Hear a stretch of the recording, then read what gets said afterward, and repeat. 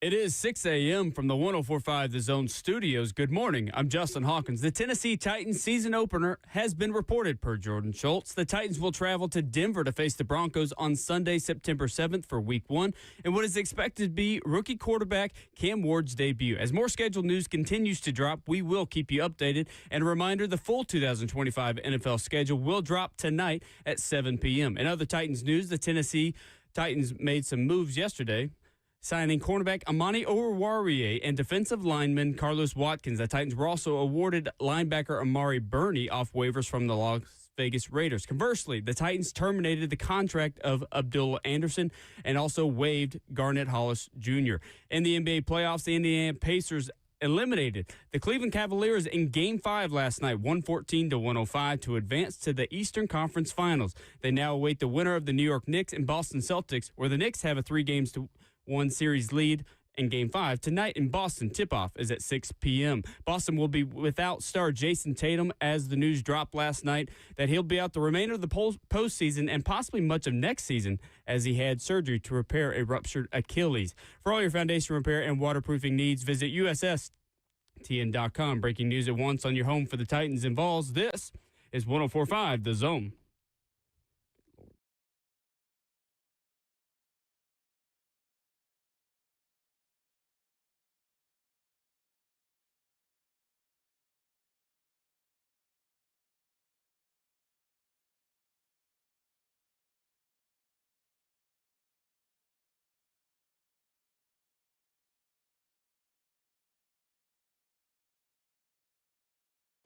RKW on 104.5 The Zone is brewed by Scooters Coffee. Visit a locally owned location near you in Rivergate, Smyrna, Brentwood, White House, or Mount Juliet. Scooters Coffee, amazing people, amazing drinks, amazingly fast. On this Wednesday morning, we welcome you into the middle of your week. It is schedule release day in the NFL. What's your wish list? What do you want? What's your best case scenario for the new Tennessee Titans schedule? Well, we know, at least from a reputable source, what week 1 is going to be. We'll find out what the other 16 games look like later tonight. ESPN's Bill Connelly talks college football expansion and a lot more with us at 8:20 this morning. And Rhett, Bryan, of course, on a Wednesday at 9 a.m. It is Wednesday, May the 14th. We stream the show live on 104.5 The Zone TV, Facebook Live, YouTube, Twitter, or Twitch. Ramon Foster, Will Bowling, Justin Hawkins with you. Good morning. How we doing? What up, man? How you living this morning, Will? We're good. We're good. Same over here, man. I almost this morning decided not to wear something Tennessee-based. I don't know. All my work clothes have something Tennessee on it. I was just like, yeah, not today. And I was you like, say you know work what? clothes like we wear anything special. We just dress up like we're just going out for lunch. Or just throw on, hey, let's run by a drive-thru somewhere. Let's run by scooters real quick. Come right back. It didn't used to matter until we put cameras in here, man. That's true. So, yeah, now I just have stuff I can leave here, go straight to work out in and stuff like that. So some days I decide to put on some clothes here and there. Yeah, but fair enough. That's besides the fact, though, man. I love the things you tell me the second before the show starts. This morning, Ramon asks me, did you see this video of tectonic plates shifting? Yeah. No. No, I did not. Where did you find such video? It's been circulating around. Apparently, the first time allegedly is the first time a tectonic plate shift has happened on camera. There's an earthquake, I forget where it was. Looked like Colorado, Utah, somewhere like that. Might have even been California, but I sent it to you on Instagram. Well, the ground shakes and looks like a regular earthquake. By the way, there was one in East Tennessee last week, and it wasn't because in Maryville. Families were disappointed because of all lost to Vanderbilt. No, that wasn't the reason the earth shook last week, okay? But there was one in Maryville last week. But this one, when you see the video, it looks like a regular earthquake. And then in the background, an entire road moves forward. If you look more in the back of the video, there's a power line that absolutely breaks off and fall. It's by far one of the craziest things I've ever seen, if real. And you have to always say that in today's world. But that looked like a real video of that happening right there. Well, I'll say this. If it was real, wow. Okay. Wow. Nuts, man. We used to always talk about that as kids growing up in West Tennessee. We were by Real Foot Lake. apparently formed by an earthquake. Yeah, sure. And we used to always hear about the fault line along the Memphis, Mississippi River line or whatever it was. So Interesting. we were always nervous about earthquakes growing up.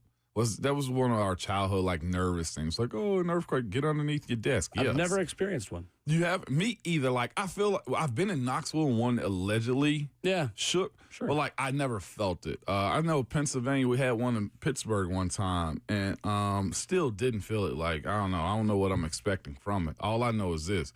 I'm not trying to be in a skyscraper when one happens, so. No, I'm good. Absolutely. I'm not afraid of heights, but also I don't like risking life. I mean, that's the reason why I'm not a roller coaster guy. Like, one, I can't really fit in them, so it's just like me to enjoy being scared to death. I'd much rather be comfortable if I'm going to be scared to death. Send me to a movie. You know what I'm saying? Like, I go watch a horror movie or something. I won't do. You won't do the That I horror? will not But do. you will do a roller coaster. Oh, absolutely. Make that make sense, Will. You're My physically... roller coaster, I know I'm going to be okay. In a horror movie, I don't. In my brain, just the way my brain works. Okay. All right. That's I the way get a the lot of brain works. secondhand fear / embarrassment when I watch things. Yeah. I'll still watch them. But, You have dreams from it? Is that what happens? No, not really. Yeah, okay. Not really. Not a big I didn't dream know. guy. I was afraid of the dark growing up. Yeah. That was my Every thing. kid is. Or storms. Yeah, no. Yeah, no, I like storms. You did, even as a kid, you didn't mind them?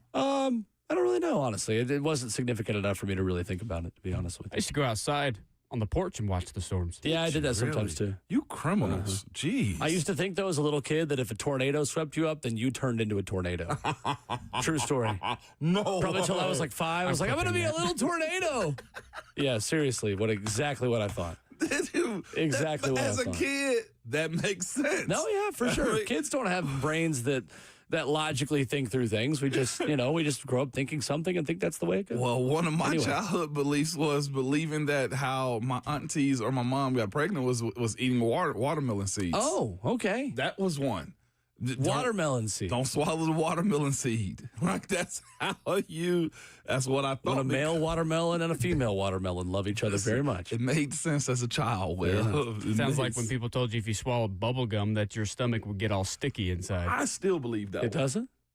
I'm going to be honest with you. 615-737-1045 is our number. Jordan Schultz yesterday reporting that Bo Nix and the Broncos will open the season at home against the Titans in what is expected to be Cam Ward's NFL debut Sunday, September the 7th, 3:03 p.m. Central, 4:04 Eastern on Fox. Ramon Foster, that is as good of a source as we will get to leak out where the Titans will be headed week 1. Yes, indeed, man. On the road, I know the home opener is always worth it, but Denver's a buzzing team. I don't want to call the Broncos a hot team just yet because they got to fight out of the West, AFC West, that is.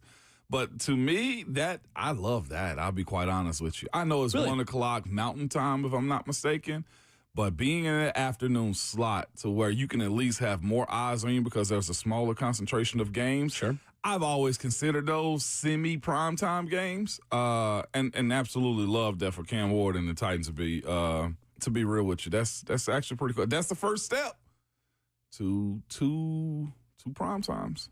So 4:05 Eastern will be 2:02 Mountain 2:02 out there. You don't deal with the weather as much that early in the season. Granted, I mean, Cam Ward played, in the state of Washington, so I don't know if he's going to be overly concerned with that for his debut, but certainly a team that is on the come up and certainly a team that has higher expectations entering this season than it did last year, the Denver Broncos. I don't hate it. I mean, honestly, at this point, I think a lot of the schedule advantages and disadvantages can be overblown this early in the season because, to be quite honest with you, last year the Titans didn't have a bad schedule in terms of rest advantage, in terms of, divisional opponents across the AFC that they were matched up with based on where they finished, and they secured the number 1 overall pick. So the schedule doesn't win you or lose you any games on its own, but I do think that's a fun matchup storyline-wise between two good young quarterbacks and Bo Nix and Cam Ward. Man, a former place also that Coach Bryan Callahan's coached at. So there's storylines beyond storylines beyond storylines with that being had, too. And just this, too, that's the ultimate test of it being in Denver, the altitude side of it. Conditioning needs to be high on the list of guys, especially that first game of the season, man. Like, so the preparation, I wonder what that's going to look like for this squad. Like, there's only so much you can do. And I'll say this, by the end of the first quarter, you were mostly acclimated anyway to the altitude. I will say it does matter. It 100% matters. It does. 100% matters. I used to play mind games with myself. But if you take a down and back, like my warm-up used to be, I start off with a down, run 100 yards basically. Sure. And just to get loose, and no other place felt like Denver felt as far as like that run. Sure. You know, and you're in the best shape of the year at that point. And it can be problematic. You got to pace yourself, Will. You do. I've done one run at altitude, and that wasn't even in Denver. This was at lower altitude in New Mexico when I was in middle school. But it certainly does make a difference for people who haven't been there and done that. It is a genuine question. Does Brian Callahan or his staff change the way you condition your players for the beginning of the season, knowing where you're heading in week 1? Yeah, and the most important thing is going to be the physicality of it, but the idea that there are going to be some guys that get shocked by it. You don't want to get caught on your left leg or your back foot. However that saying goes, not being prepared. You just don't want that excuse, man, it took us a quarter to get caught up. Sure. I think guys will be pros, and in today's football world, guys trained hard, well, you know, but their first quarter is gonna be a little bit of an adjustment for them. But I'll say this, the matchup of young fella versus young fella, Bo Nix versus Cam Ward, that's a real good start to the season. Well, and beyond that, you are getting a matchup of Cam Ward against, guys he'll actually play against, and two elite young corners. Yeah. The Denver Broncos have Pat Surtain on one side. They drafted Jahdae Barron, the corner out of Texas, with the 20th overall pick. Mm-hmm. So this secondary now has the league's defensive player of the year in Pat Surtain, plus Jahdae Barron, Riley Moss, and Jaquan McMillan at corner. That is a difficult matchup for a Titans passing attack, including wide receivers and a quarterback who are going to be really playing together with live bullets for the first time. I mean, go on the other side of the ball with a guy like Bo Nix that's spinning it the way he does. 100%. I mean, secondarily, that they got to get after. That's what, to me, pass rush is going to mean a lot, because the respect is going to be given to Sean Payton, that offense, first and foremost. If that secondary stays healthy, it has a chance to be the best in the NFL this year. The Denver Broncos one, you mean? Yes, no Will. question. Yes, Will. And they also want to run the football up there in Denver, too. If I'm not mistaken, I have to look up the draft selection. But I think R.J. Harvey at UCF. R.J. Harvey. Who's going to be talk about him? We talked about him yesterday because Field Yates put out a list of top 10 non-round one picks who could be stars in the NFL this season. He was number 2 on the list because he can be a joker kind of guy in Sean Payton's offense, the way that he used Alvin Kamara as a pass catcher and as a runner when Sean was in New Orleans. And my draft crush, Pat Bryan. Bryan is there too. That's right. Yes. You and Rhett Bryan both. I was gonna say this is a nice softball starter. It ain't. No, it's not. It is absolutely not a softball. The crowd gonna be crazy too. Denver. It's a good crowd. Yes. It's an underrated crowd in the NFL. Oh my gosh, that's the trip I would take. Nice. Ain't gonna lie, I would. Working the sideline would be fun that game. 615-737-1045. You've got your opening kickoff, 11 a.m. Central in Atlanta. Yeah. Tennessee, Syracuse. Yeah. We'll talk about that more as the show continues this morning as well. When we come back, though, build your ideal Titans schedule. We'll give you the opponents. What are some of the things that are valuable to help this team, A, get off to a good start, and B, maybe contend in the AFC South this year? That's next.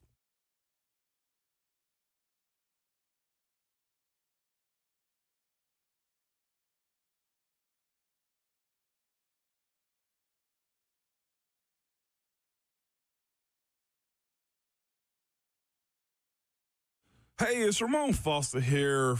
Listen to me, man. If you're ready to fight back and win your backyard with relentless mosquitoes like I do against those relentless mosquitoes, guess what? Let me tell you about Mosquito Max from All American Pest Control. All American's Mosquito Max is a one-stop, proven solution for both mosquitoes and year-round pest prevention. With All American's Mosquito Max, you get monthly mosquito misting, spiderweb removal, and perimeter pest control around your home. It's the ultimate solution for mosquito mosquito-free summer. Don't let those mosquitoes ruin your summer or your backyard or just the fun times that you can have back there. Make the switch to All American Pest today. Visit yuckbugs.com. That's yuckbugs.com, and tell them Ramon sent you.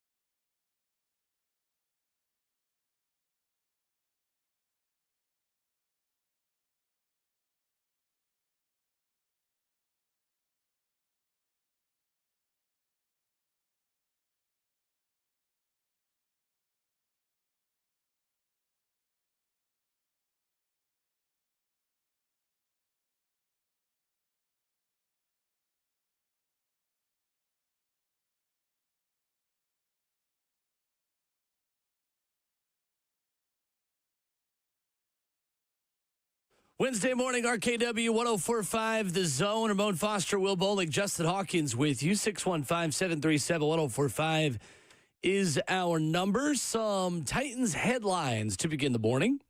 Ramon, the Titans have been awarded linebacker Amari Burney off of waivers, who was recently waived by the Raiders. The Titans, first in the waiver order, claimed him. Sixth-round pick out of Florida in the 2023 NFL Draft, picked by the Las Vegas Raiders. Played in 24 games over the last 2 seasons, including every game last season.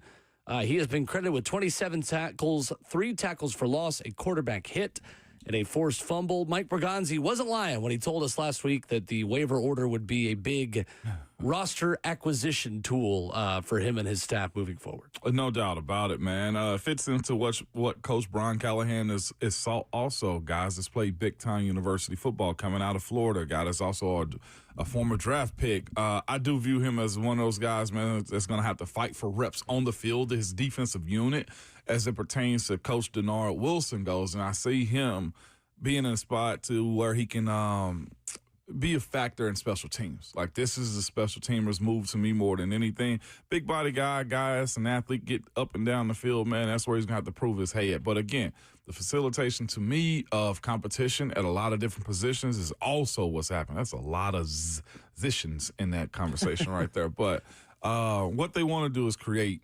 competition, facilitate that as much as they possibly can. And they're proving true on doing that type of stuff so far. Titans also yesterday made a couple more signings on defense, bringing in defensive back Amani Oruwariye, a 5th-round pick out of the Lions in 2019. Played at Penn State, has made 40 starts, including a handful of them last season for the Dallas Cowboys. He was a starter for Detroit in 2020 and 2021, started 29 games over those 2 seasons, and is not an empty chair, as Coach Mack would say.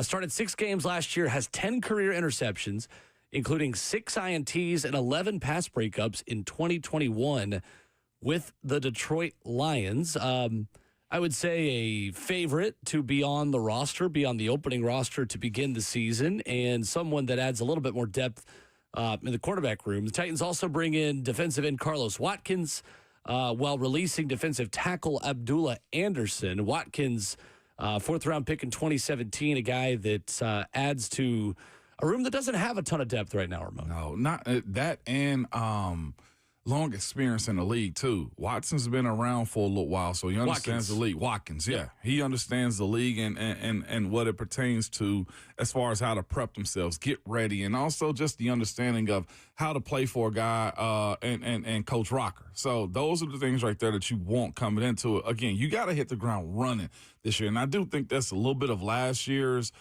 flaw, too. It was a lot of youth that you was hoping to see grow up. Right. And this time around, you see, at least, and I hate to call them this, but you are what you are, these one-year rentals, right? Amani is another one of those guys, defensive back. Amari Warrior is another one of those guys you feel like is in a position to where you get a real hot 1-year service out of him. You compensated well on a team that's looking for some playmakers, man. So I like this side of it. You're not just going with who. You know, you got to ask that question all the time. And I felt like last year was a little bit of that and a lot of youth.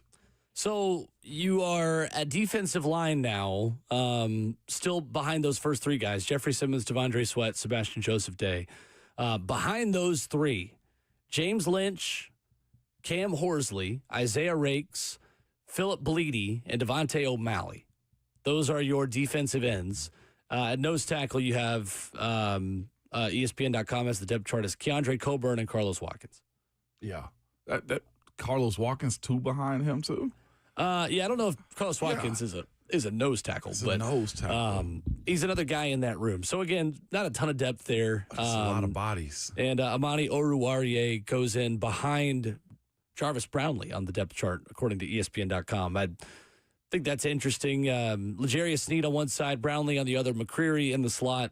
And then at corner, you still have Daryl Baker, Oruwariye, Marcus Harris, Gabe Judy Lally, Jamari Harris, and Clarence Lewis going all the way through the roster, just to tell you everyone that they've got. But even so, more than anything, with the signing of Carlos Watkins, like I know and Keandre Colburn was speaking about, those two guys being D tackles, nose tackles. They play more forward down instead of just lined up over the center more than anything. So I think they got a lot of hybrid defensive linemen. Now, the guy to me I think is a starting nose tackle essentially is a guy like T'Vondre Sweat in a sense. But it's going to be fascinating to see how Denard Wilson employs this defense to get after guys. Will it be more forward down, nickel sub defenses that you're going after? And not just that, too. These guys' ability to stop the run with their forward down if T'Vondre's not out there. Yeah. That's why I think this experience of being able to hold blocks and double teams is going to be a huge part of it. So much so, man, a defensive lineman clip came up on my algorithm. How to hold double teams. Well, in that also was, one, why is it on my algorithm? But two, it was T'Vondre Sweat in a few clips, and Jeffrey Simmons was too. So that's the style of ball you have to play to be able to free up those linebackers that don't have a whole lot of experience so far. Whoever put that on your algorithm, that's like showing a gazelle a how-to for a cheetah on how to catch a gazelle. Straight up. What are we doing? I mean, seriously. Like, no, I'm not on that team. I'm on the other team. I'm on the other team. I don't want to be looking at defensive linemen hold offensive linemen. And, yes, they do hold us, too. Yeah, absolutely. It'll be all right. Yeah, I know. I got over it quick. Because the technique was good. I got to give it to him. T'Vondre, it was the game where I think it was against the Chargers. He held somebody, went down the line of scrimmage, and made a tackle. Yeah. It was. Yeah, he had that one play where he held a guy up with one hand and made the tackle with his other. Yeah. At the same time. So, fascinating. So the Titans schedule will come out today. All NFL schedules will be released today. If you missed the open of the show, Jordan Schultz is reporting the Titans will head to Denver to take on the Broncos in Week 1. The full opponents again for the Titans this season at home, in addition to the division, you will play the LA Chargers, the Kansas City Chiefs, the New England Patriots, LA Rams, New Orleans Saints, and Seattle Seahawks. Away from home this season, in addition to the AFC South, the Titans will play the Arizona Cardinals, Denver Broncos, Cleveland Browns, San Francisco 49ers, and Las Vegas Raiders. Ramon, what is one thing that you hope the Titans get on their schedule as you look at the best case scenario for how it could all set up for them in 2025? One of those West Coast games, being a night game, I know it's going to be hard ass considering you don't know what the records are going to be. You also want, the NFL also wants this to be a situation to where you get a lot of eyes and fans on it. So just throwing it out there, the Titans versus Arizona is probably not going to be a night game, right? Like, that's the way you got to somewhat view that situation. But the San Francisco 49ers game and the Vegas game, don't have it be back-to-back. If I'm on a team and I got to go to Vegas, then come all the way back to Tennessee, then go all the way back out to San Francisco, like, it doesn't really bother you as much. But if that is a 3 o'clock kickoff from Vegas, and then you have to fly back, you're going to get back close to 11 at night. You probably end up missing a day. But if it's flipped and you got to go to San Fran first, you're probably not going to get it back as a player to like 2 in the morning. And you lose a day of recovery. So having back-to-back West Coast, man, is somewhat detrimental. So the last time the Titans had that opportunity, back in 2017, this was a big point of conversation about the Titans at the time, because Mike Mularkey had the team stay out on the West Coast for both of those games. They didn't come back, and it was late in the season. It was a big deal at the time for a team that went 9-7, for a team that still ended up winning a playoff game in Kansas City that year. They lost 12-7 in Arizona on December the 10th, 2017. They stayed out there, and then they lost to the 49ers the next week, 25-23. That was a late drive game as well. Unfortunately, 25-23, the win for the 49ers. That was a late Jimmy Garoppolo drive, if I'm not mistaken, to win that game right at the very end on a game-winning field goal as I look back at it. And I'm always interested, Ramon. Yeah, it was a Robbie Gould 45-yard field goal as time expired. You guys in Pittsburgh, there's a lot of conversation about this with the Steelers because this has kind of been your Achilles heel as a franchise under Mike Tomlin, is the struggle to win on the West Coast. So this is a West Coast season for the Titans. What is that like for professional athletes? Because, yes, there are travel challenges for mere mortals, for those of us that are not built like cyborgs, respectfully. Right. But for professional athletes, how much does that take its toll on you going out there? It's the uncomfortable plane ride that it can be. It's the idea that you got to switch time zones like that. Now, it's no excuse on the performance, right? That's one thing I would say. It's no excuse. We've won on the West Coast, but not the way you should against teams that are lesser than you, to be quite honest with you. It's the mindset you have to get up there early. I know a lot of the guys I play with, Will, you mentioned, like, what's the difference is you end up waking up at like 3 o'clock in the morning, when you're usually up at, 6 or 5, and it throws your schedule off your body. Not to say that you're tired as a team, but it's the mindset of like, God, I'm trying to go back to sleep. Where am I going to find some rest at? And it doesn't really correlate from time to time. Now, when you get to the game, here's what I do know. Guys are locked in.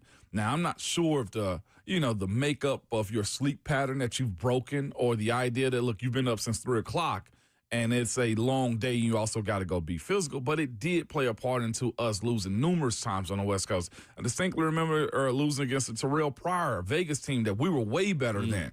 I know it's times we've gone up there and played against Seattle, and we were the better team then. We just couldn't get over that hump, man. And I'm not sure if the body's tired out for us, because, again, training camp is overly physical for Pittsburgh, for us whenever I played. And the practices during the week could get that way, too. No matter how much Coach tried to taper it off, it just was one of those things. And I don't have a clear answer. Do I think my effort was there? Heck yeah. Yeah, of course. Did I take a whole lot of energy drinks to get up for that? Heck yes, too. But that is a mindset. We wanted to go a day or two early. Coach never would. The earliest we went one time, and it got thrown off because a certain player was late to the plane and held us up anyway. But we tried to leave one time at about 8 o'clock on a Saturday morning instead of 2. Sure. We still lost. You know what I'm saying? So interesting. Some teams don't have an issue with it whatsoever. Yeah. I don't know if a day early would have helped us. But Coach Tomlin's never going to change that schedule up. How many times did you do what the Titans did in 2017, the last time they had these two opponents on the road, and have 2 West Coast games in a row and stay out there? Never. Really? Never did that. We'd love to have done that, but some coaches don't like breaking schedule. And the other part of it is, too, some teams just want to act broke. I mean, I say that in a joking way. Becomes the Cincinnati jab of the morning. That's a Pittsburgh jab, to be quite honest with you, because there'll be times we have back-to-back on West Coast, Fair Arizona, then we go to San Diego when we were out there. And you have to pay money for the hotels, holding onto the planes, the discipline of your guys to not go out and do a whole lot. It's easier to get in trouble being away that for that long. Exactly, and for that long. We're talking about at minimum 10 days that you're out there doing that thing. So, and there was another thing, too. We lost in London. So, like, long-distance travel for the Steelers is something that has to be figured out, and it's probably the structure. But Pittsburgh never did that as far as the 2 weeks trip. I would have liked it. Yeah. We hid a lot in that locker room. Fair enough. I think for the Titans, you want to have home games after your West Coast trips.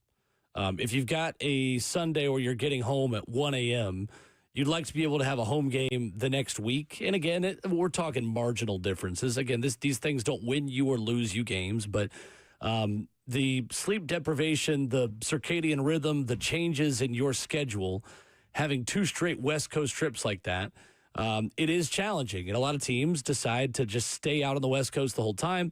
A lot of teams do what Moan just mentioned and what the Steelers did and come back home. I always typically prefer to play bad teams when they've given up. Yeah.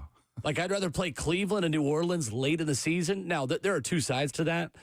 Would you like to play the Saints early in the season to give Cam Ward some confidence? Yeah, that's also fair.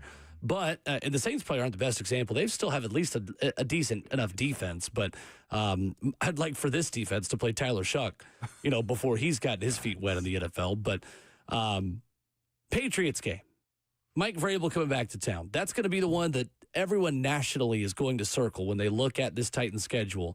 I want to play the Patriots when Cam Ward is at its best. Late? I would probably say so. I'd say mid to late into the season when you're maybe not as banged up. Granted, with all due respect, the way Mike Vrabel runs his franchise, they'll be pretty banged up by the end of the season because that's the way Mike Vrabel teams are, the way he practices them. So I'd like to play the Patriots in November or December. here in Nashville, if I'm being honest with you, because that is a game that is going to mean a little bit more than just one win for everyone in that organization when Mike Vrabel's on the other sideline. Fair or unfair, it's just the reality of it. Very much so. What you don't want to see is this, though, too, going into it, because you do want a little bit of momentum, but you don't want a back-to-back of the Chargers, Kansas City, or the Rams. Right. Break those up a little bit. Yeah. For sure. The quarterbacks that you have to face, to your point. Like, do you want to get into a duel with young Cam Ward versus those guys? Now, I will say I'm on the opposite side of the Kansas City Chiefs thing, because I'd much rather Cam see a guy that he probably mimics a little bit, probably study, probably watch, and see if he can best him. If he can't best him, then why? The film study that you expect a guy like him to have after a game like that and say, oh, there's a difference. I listened to somebody tell a story about Anthony Edwards last night and how he worked out for the Golden State Warriors. And Steve Kerr told him, your workout sucked. He's like, I gave you everything I had. He just straight up told him, no. I played against guys that are greats. I played with Jordan. I coached Steph. You're not there yet. And Anthony Edwards said he checked himself and said, you know what? We're changing up my whole training regimen. And from there as well, I kind of want for a guy like Cam Ward. If you think you're good, then go see what great looks like. And I think we can start calling Patrick Mahomes great in a sense. Sure. For the goal of making a little bit of noise this season and making the playoffs, the later the division games, the better this time around. Who do you trust in the division, too? That's why I'd like it. In the sense of, like, you want the AFC South to be as wide open as you possibly can. I felt like Houston got out to a great start last year and pretty much sold it up quickly. That's fair. Yeah. I'm with you on that. I think that's fair. Is what I'm saying. I'd rather it be late, too. Granted, I'd like to play the Colts early because I'd rather see Anthony Richardson than Daniel Jones, to be quite honest with you. Yeah, I mean, that's one of the reasons why the Colts swept the Titans last year. They didn't play Anthony Richardson the first time when it was at home. They actually played a good quarterback. But division games later, when you've got a more confident Cam Ward, I think meaningful. The other part of this that I think will be interesting to watch is you play a lot of AFC West teams that have national intrigue. How many times can you play a team coming off of a short week? How many times can you play Kansas City coming off of Monday Night Football? Or play New England coming off of Monday Night Football? The Chargers, the Rams, the Saints. I mean, a lot of teams, the 49ers, I'll add into that mix. Vegas gets a lot of Monday night games. Out there in their Roomba of a stadium, an Allegiant Stadium. So I think that is going to be one rest advantage. I think the Titans will, when you see the rest advantage or disadvantages from the whole list, I think you're going to see the Titans have a lot of rest advantages against some of these teams that will have Monday night games the week before. I will say also, too, the weather is the side of it that I always look at, too. There's only one, maybe two games that you have to be worried about as far as, like, weather, and that's Cleveland win. When you get in Cleveland as a team, right? Because that lake effect is real. Yes, it is. That's your now that you know, I mean, from a reputable source that the Broncos are week 1.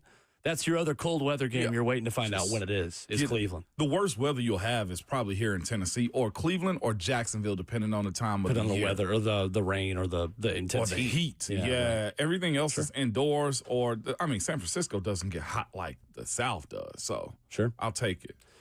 More games to tell you about that are becoming official. And again, I'm sure many of you will see leaks and things that are unofficial about things people are saying about the Titans. We're not going to use those. Because quite honestly, half the time those end up being wrong, maybe more than half the time. If a reputable person puts out when a Titans game is, we'll talk about it. We'll tell you what it is. But if it's just random at NFL schedule leaks that's putting out when the Titans are going to be in, Cleveland, like, we're not going to roll with that. I'm not supposed to tell them about my account. We do have a responsibility to tell you what we believe is real or not real. And some of those may be right. Some random people might get it on social media. We're going to refrain from giving you that because odds are there's a very non-zero chance that we're just spreading something that's patently false. So anyway, that's how we'll do things this morning. There is a Thanksgiving game that'll be very interesting that just became official from the NFL, plus a sporting event in Nashville tonight you need to be at. I'll tell you why you should be locked into Nashville SC tonight, coming up next.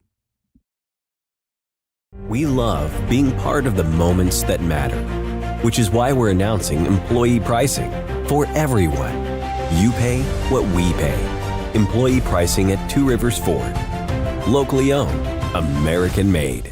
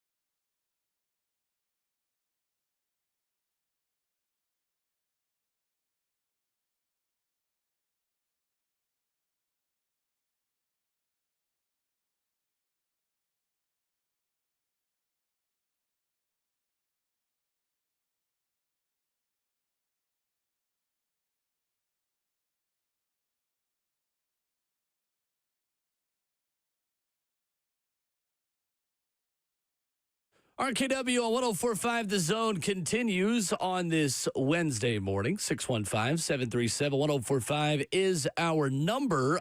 We have got a ratings monster, Ramon Foster, coming in the NFL on Thanksgiving this year. Talk to me, Will. Official release on CBS, 3:30 Thanksgiving, Chiefs at Cowboys. Boy. Officially official. Officially official. I'll be locked in 100%. That is going to be one of the most watched NFL regular season games of all time. Yes, it is. It 100% will be. With the television ratings that the Cowboys always get on Thanksgiving, added with the intrigue of the Chiefs, I'll set the over-under on Taylor Swift mentions and shots at 5.5. On that broadcast, that is going to be a monster. Yes, it is. And it's for everybody to view, too. I don't think it's on a streaming platform. I see CBS as a CBS and Paramount Plus, where every CBS game is streamed. I prefer that on those big matchups like that. Don't make me go to a streaming service where you got to mess it up, because this one right here is going to be like the Mike Tyson fight, where it just breaks up if you don't have the servers to really do this. But here's the other part of it, though, man. Dak coming into a season where he absolutely has to win. And you hope by that point he's figured out how to deal with CeeDee Lamb and George Pickens. But, hey, sure. What I do know is this. The defense of Kansas City is going to be tight, so he's going to have to go prove it. That, to me, is by far the best matchup I feel like you can have on a night like that. Well, if it's like a Mike Tyson fight, what Mike Tyson fight did he absolutely just destroy his opponent? That's probably what Kansas City will do to Dallas. I mean, I don't know if it'll be a close game, but it'll be an interesting game maybe. I'll actually sit back on Dallas this time more than anything. Think they could be decent?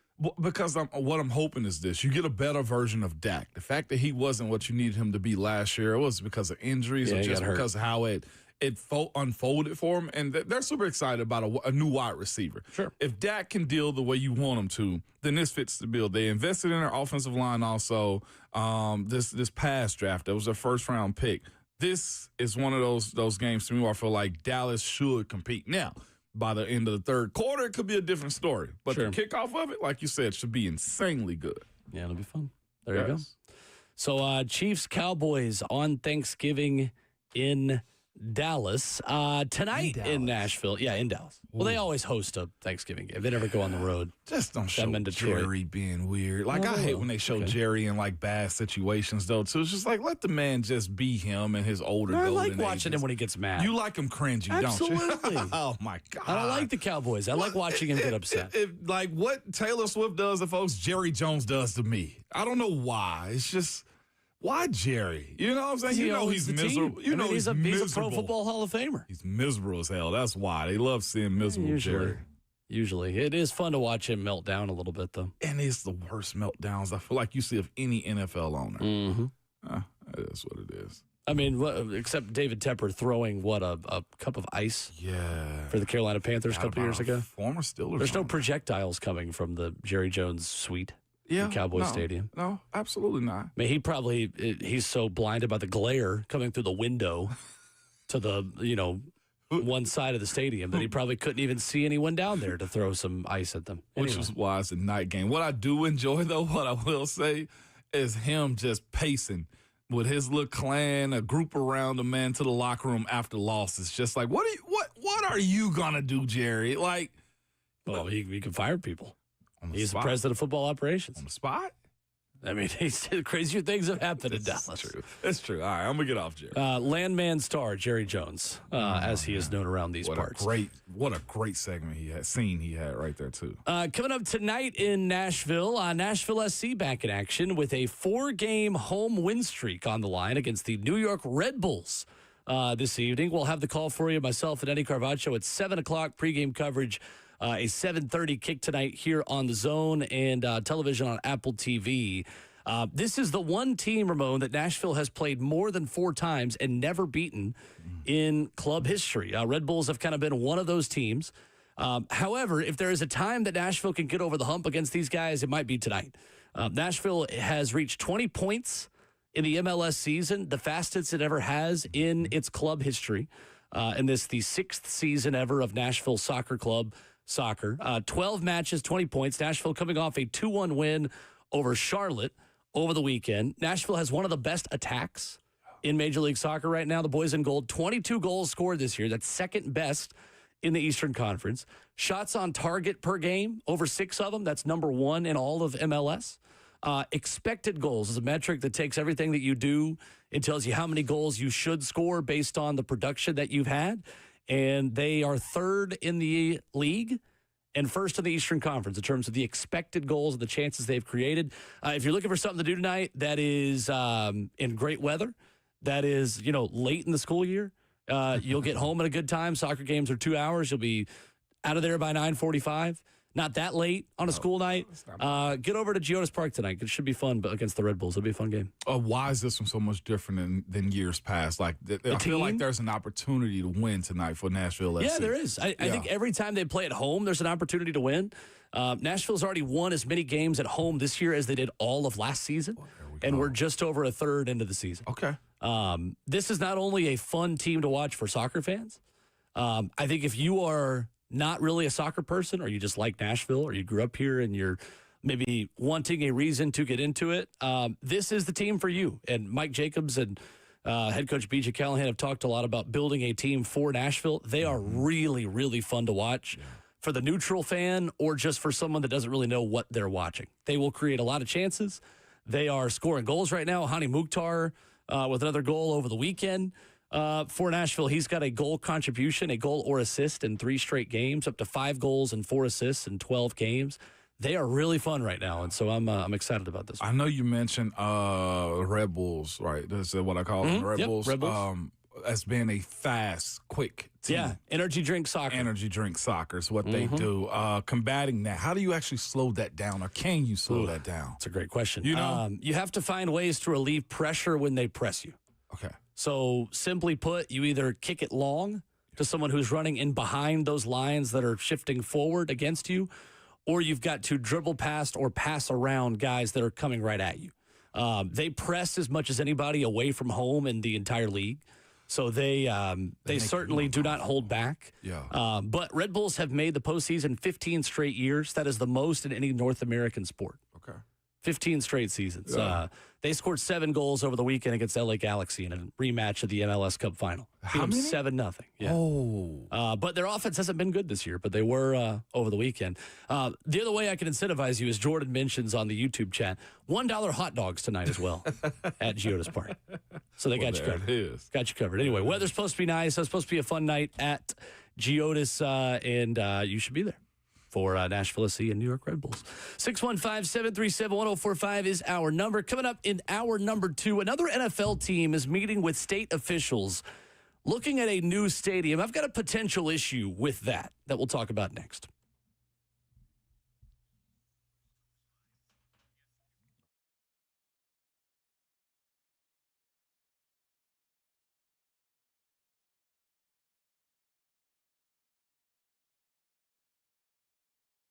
It's Ramon Foster for Secure Lawn. Good people, if you are like me, man, and want your grass to look the best in the neighborhood, this is the company that you need to reach out to, man. They are some of the best to do it. And here's how you know how. They've been serving Middle Tennessee for over 20 years, man. And lawns is all they do, and they are good at it. If you need your trees trimmed, the shrubs planted, then you need to call somebody else. Secure Lawn, they don't really do all that, but if you want your grass looking like something out of a magazine, if you need lawn fertilizer, weed control, you need to call Secure Lawn. They're family-owned and operated and local. They're punctual, quick response time, and here's the cool thing about it, man. Their kids are in our community just as yours are. You don't have to worry about a big company coming in, buying them out, and just switching over and upcharging you a lot of stuff. No, that's not what they do, man. They are some of the best because they want to provide you with a prime service. It's making sure their tech knows what they're doing and also how to be a great service to you. Again, all types of grass they service, and they also service residential, commercial, or even athletic fields. So go ahead and get a head start on them by calling them at 615-893-8455 or go to securelawn.com.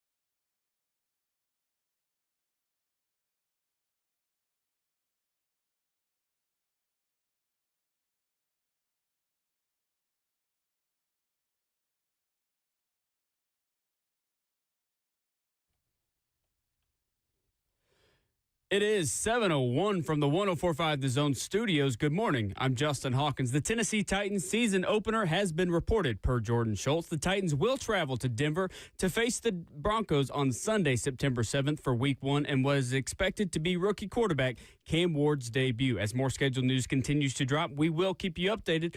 And a reminder, the full 2025 NFL schedule will drop tonight at 7 p.m. In other Titans news, they made some moves yesterday, signing cornerback Amani Oruwariye and defensive lineman Carlos Watkins. The Titans were also awarded linebacker Amari Burney off waivers from the Las Vegas Raiders. Conversely, the Titans terminated the contract of Adula Anderson and waived Garnett Hollis Jr. In the NBA playoffs, the Indiana Pacers eliminated the Cleveland Cavaliers in Game 5 last night, 114-105, advancing to the Eastern Conference Finals. They now await the winner of the New York Knicks and Boston Celtics, where the Knicks currently have a three-game to one series lead with Game 5 tonight in Boston. Tip-off is set for 6 p.m. Boston is without star Jason Tatum for the remainder of the postseason and possibly much of next season, as Tatum had surgery to repair a ruptured Achilles yesterday. For all your foundation repair and waterproofing needs, visit USSTN.com. Breaking news at once on your home for the Titans and Vols. This is 104.5 The Zone.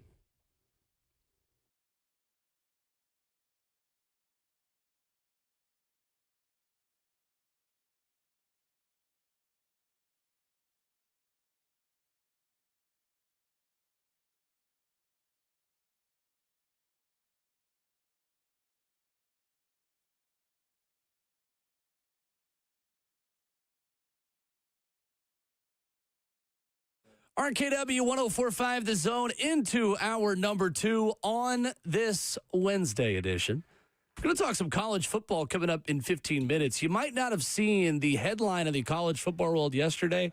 We're going to explain to you why it is going to have major ripple effects in the college football world. A team spent a lot of money and another contender took a big L yesterday. We'll talk about that coming up in 15 minutes. Schedule release day in the NFL.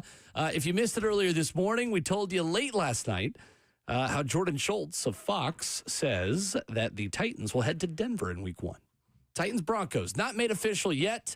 We will wait to see what kind of video surprise the Titans have for us to put out there about when they will be playing all these teams and where. For the upcoming season. But we wait until 7 p.m. tonight, Ramon, when those things become official. Will Carolina, isn't it them that win every year the schedule release videos? Them and the Chargers? Carolina, Chargers usually have a good one. I mean, the Titans in 2023 set the bar. They set the bar high. They set the bar with the Man on the Street Broadway interviews. I'm curious if they go back to that for a third year. I mean, last year they did too. Mm-hmm. They had all the celebrities in the Broadway bar. Sure did. Coach Mack made it. Yes, he did. I mean, you said all the celebrities. Why am I, Coach Mack's a celebrity. Separating Coach Mack? Take the surprise out your voice, right? I know. That's on me. That's on me. You had all the country singers, a Jelly Roll in there, of course. I'm sure he'll be involved in some capacity, as he should be. He should be. Titans superfan. Yeah, no doubt, man. That'd be a good look, though, man. And then, I mean, of course, when you roll out Cam into those announcements, so probably not. It's too soon for that. Maybe. He did a front flip yesterday at practice, I saw. He did just like a little somersault. On the all feet. There was something on the ground at all times. Feet never left the ground. And when they did, the head was on the ground. You also had Cam Ward throwing a pass to Calvin Ridley on the Titans' official social media account yesterday. Crisp. Some thirst traps. Thirst traps and T-shirts and shorts. Thank you for calling it that. That's exactly what it was. As it should be. Thirst traps. Everyone's doing their jobs. Everybody doing their job. Right. I bet there was a lot of that yesterday, J. Hall. Just like, I can't wait to the first game. Well, you got to go to Denver. We've already had Bam on social media at us and said he's going to the Denver game. I'm sure a lot of folks have already booked that one. You were telling me, I was talking about the Titans road trip. So we were talking earlier. Not even really that cold in Denver. That's what people have told me. I was kind of talking to you about some of the road trips of hey, what Cleveland obviously is the cold weather team, Denver, and you were quick to be like, no, it's actually kind of warmer than you'd think in Denver. Well, in the summertime, it's going to get hot. Yeah. It should be blazing that time. It's a cool city. Yes, 100%. Now, it does get cold. I went to a playoff game there after my rookie year. Okay. Rookie year. My VFL, Robert Ayers was up there. And nice. Foreign to football games, okay? Being in the stands, I just wore a sweater, some jeans, and some Jordans is what I wore. cold as heck. Do you hear me, man? By far one of the coldest games I've ever been a part of. Denver gets really cold. And now, as far as the summertime goes, it should heat up pretty good that time of the year.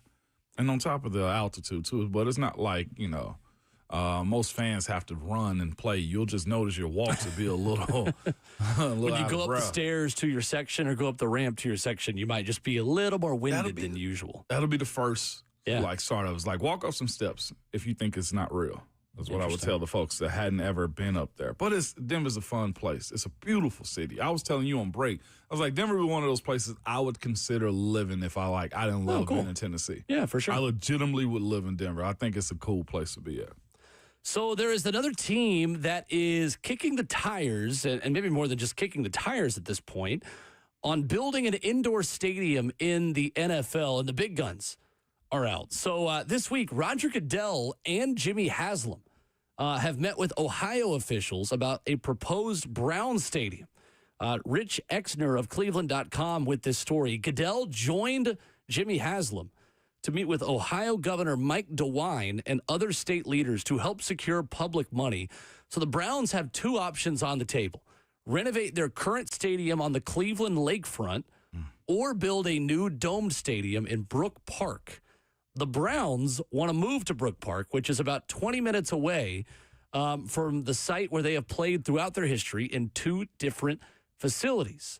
The state is kind of the big part of this, but Roger Goodell joining Jimmy Haslam, about as big of a gun as you can pull to get something like this done. Goodell noting the facility would be clearly Super Bowl material, unlike the team that plays at them at home. Huntington Bank Field, as it's known, opened in 1999 when the Browns returned as an expansion franchise. Here's the thing. Their stadium isn't bad. They've beautified the heck out of it. I will say, it being on the river and everything. Big Jumbotron. Big old Jumbotron. Titans will play there this year. They have that wind tunnel that used to come through. They've closed it off a little bit now. Their stadium isn't bad. Underneath it, it doesn't look overly old. Now, you can, of course, you build something new, you're going to see what the updates look like. But here's the thing. Cleveland's hosted the All-Star Game. Cleveland's hosted numerous things as far as sports go. They do have a good hub. It's just the wintertime actions of it, and how cold it can get. Sure. You will never be able to host an outdoor Super Bowl there. This, I think it's going to happen, considering you brought Roger out of New York to do this. So the mayor, Justin Bibb, and the county executive there would like the state to reject this proposal, which calls for $600 million in state funds for the proposed $2.4 billion Brook Park Stadium. So the city of Cleveland says moving us to the suburbs would hurt downtown Cleveland. Are we going to get to a point where there are too many indoor stadiums in the NFL? Yeah, but teams are trying to maximize as many attractions as they can to that stadium. And I get it. Super Bowl. And I'm so excited about this one. Don't get me wrong. I think the Titans are doing the right thing because, again, if you're going to invest all of that money in a new building, it is in your best interest to invest a little bit more to make a lot more. And I know it's not a little bit, in terms of actual dollars and cents, but in terms of the investments you're making, I get why each individual team is doing it the way they're doing it. Build a first-class indoor stadium so you can host a Super Bowl. I think why you should care about this as an NFL fan is, in the not-too-distant future, Ramon, we're going to be playing most games in indoor stadiums. And with the Jags renovating theirs, with the Titans renovating this one, the vast majority of AFC South games are all going to be indoors. And more divisions are going to come across this as more and more teams give this significant level of investment. I mean, we're not that far away from just most of the league playing in domes. So does it bother you then? I guess the question would be, the reason you want to go with the domes because the elements are, eliminated. Right. You're going to play the football game regardless. It's an even playing ground. But that's also, I think, the advantages of the home team if you do that, too. Like going to Miami and they put you in the dark color jersey and they're wearing white is a part of the play to me. I think that's part of the game, right? I'm with you. I think I ain't going to call it soft because I don't want to criticize Cleveland like that to want a dome. But when you play in one of those types of teams that's somewhat manageable and it's a part of the history of what your organization is by playing outside like that, having those guys and just the scenery of it, be pretty much you against the world. Right. Because you're not accustomed to playing like that. I do like the idea of them keeping it outdoors, but here's the other side of it, too. This is a business. It is a business. It sucks. And I understand the business side of it, but I think the side effect is more artificial turf, which I am not Very a proponent much so. of, Yeah. and more games that make you feel like you are in a cookie-cutter stadium with not a whole lot of personality. That's true. And that's where I think the Titans are doing a good job of not just building the same dome stadium that everyone has. Yeah. It does feel like the Titans, from what I've seen from people we've talked to, they care a lot about making this a building for Nashville, not just a building that is generic domed stadium 3. Yeah. For that the architect just hands you one day. But I don't think a lot of teams have done that as well as the Titans have. I'm asking myself this while asking you too. Who is this for? Is it for the comfortability of the fans, or because the part of it that I think of is this: if they know they can have a venue where you're going to always want to come because you know what, you don't have to worry about the weather, then they can charge you more too. Well, and it's really for the cities and for the owners who can make a significant amount of money hosting major events. Like, it's that part of it. You're going to get WrestleMania. Yeah. You're going to get a Super Bowl. You're likely going to get a Final Four. To me, what the NFL has to step in and say is, all right, just because you build a dome doesn't mean your city can handle a Super Bowl. Because the Titans were in that boat for a long time. Like, this city, until maybe, the last 10 years, as many more hotels have come up, Music City Center being built gives you kind of a home base and a hub. Like, not every city is a Super Bowl city. The Titans have now raised the level of Nashville, helped raise the level of Nashville and the city and the political leaders here to be able to say, yeah, we have enough hotel rooms to house the NFL for a week. That's not the case for everyone. No, but that's also, to your point about not promising a Super Bowl, that's also been a standard method of operating, though. Every team that's got one, I think, to me, the biggest eye-opener was when Minnesota got it. Like, we're talking about a blizzard in Minnesota, and they're hosting the Super Bowl. You know what I'm saying? Like, no, I've never in my life imagined a Super Bowl being there. But the owners, to your point, want to show off that palace and make their money back and everything else that goes into it. Comment on YouTube says, what is your point? How many games have you sat in the rain or -5 temps for?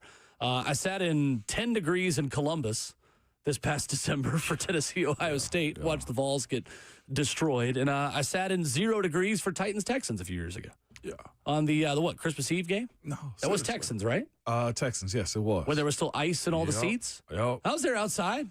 I had my toboggan on and all my jackets and beer in hand. I was ready to go. Oh, I've done it. To compare one to the other, what about soccer? Is there any other sport that protects its patrons? They are a little bit different because they in Europe don't have the weather conditions that we have. Okay, all right, for sure. But the way they do it is they have a roof that hangs over every seat because it rains so much.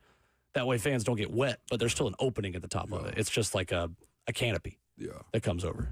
All right, so real quick before we go, is like it okay? Miami is. It's okay to have games. What about like when it was in New York? Do you want your Super Bowl in a cold weather place, though? In MetLife? Outside? No. Okay. No. Football weather is a funny thing to say when it's like 20 degrees and snowy. But let's be honest. A 20-degree game with a bunch of snow would ruin the Super Bowl. Like with that Cleveland game last year and all the snow on Thursday night that Jameis played in and was like, the Lord provided me to not throw picks. Yeah, against Pittsburgh. Like, that was fun as a spectacle. That would be awful for a Super Bowl. So again, like I'm not even really trying to be overly critical about what teams are deciding. I'm with you, though. I'm simply making the point that, like, in not too long, we're going to look around and be like, oh, crap, all of our games this year are indoors. And I get why teams do it, but I think it is an unfortunate side effect of where we are as an NFL, fan base. Yeah. And an NFL business around the league. 615-737-1045. Something happened in college football yesterday that might represent the end of an era. We'll talk about that next.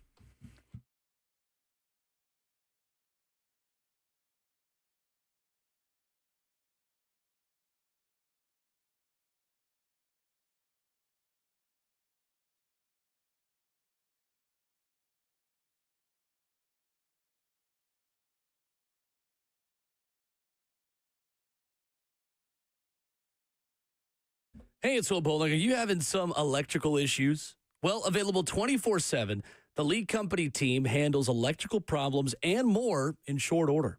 From routine repairs on outlets and switches to fixture upgrades and generator installations, their award-winning electricians will get the job done right the first time.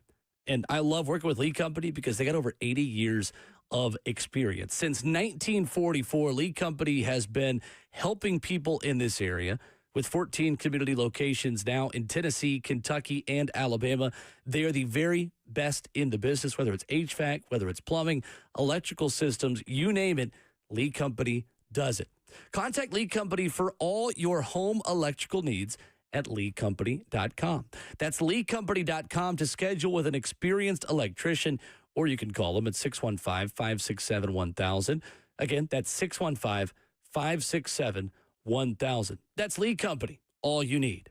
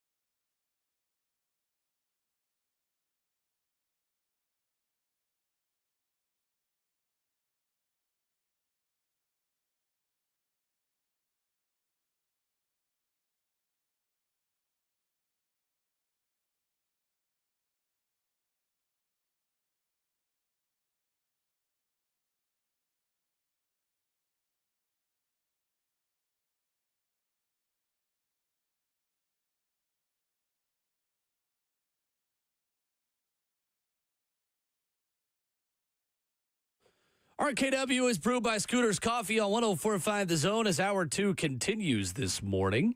Visit a locally owned location near you in Rivergate, Smyrna, Brentwood, White House, or Mount Juliet. Amazing people, amazing drinks, amazingly fast. Ramon Foster and Will Bowling. Justin Hawkins is our producer. We're going to get back to some college football discussion coming up in just a moment. However, Ramon Foster, we've got more NFL schedule news this morning. A Week 1 game, according to Jordan Schultz, Fox Sports NFL insider, who says that Jordan Love and the Packers will open the season at home against NFC North rival Jared Goff and the Lions.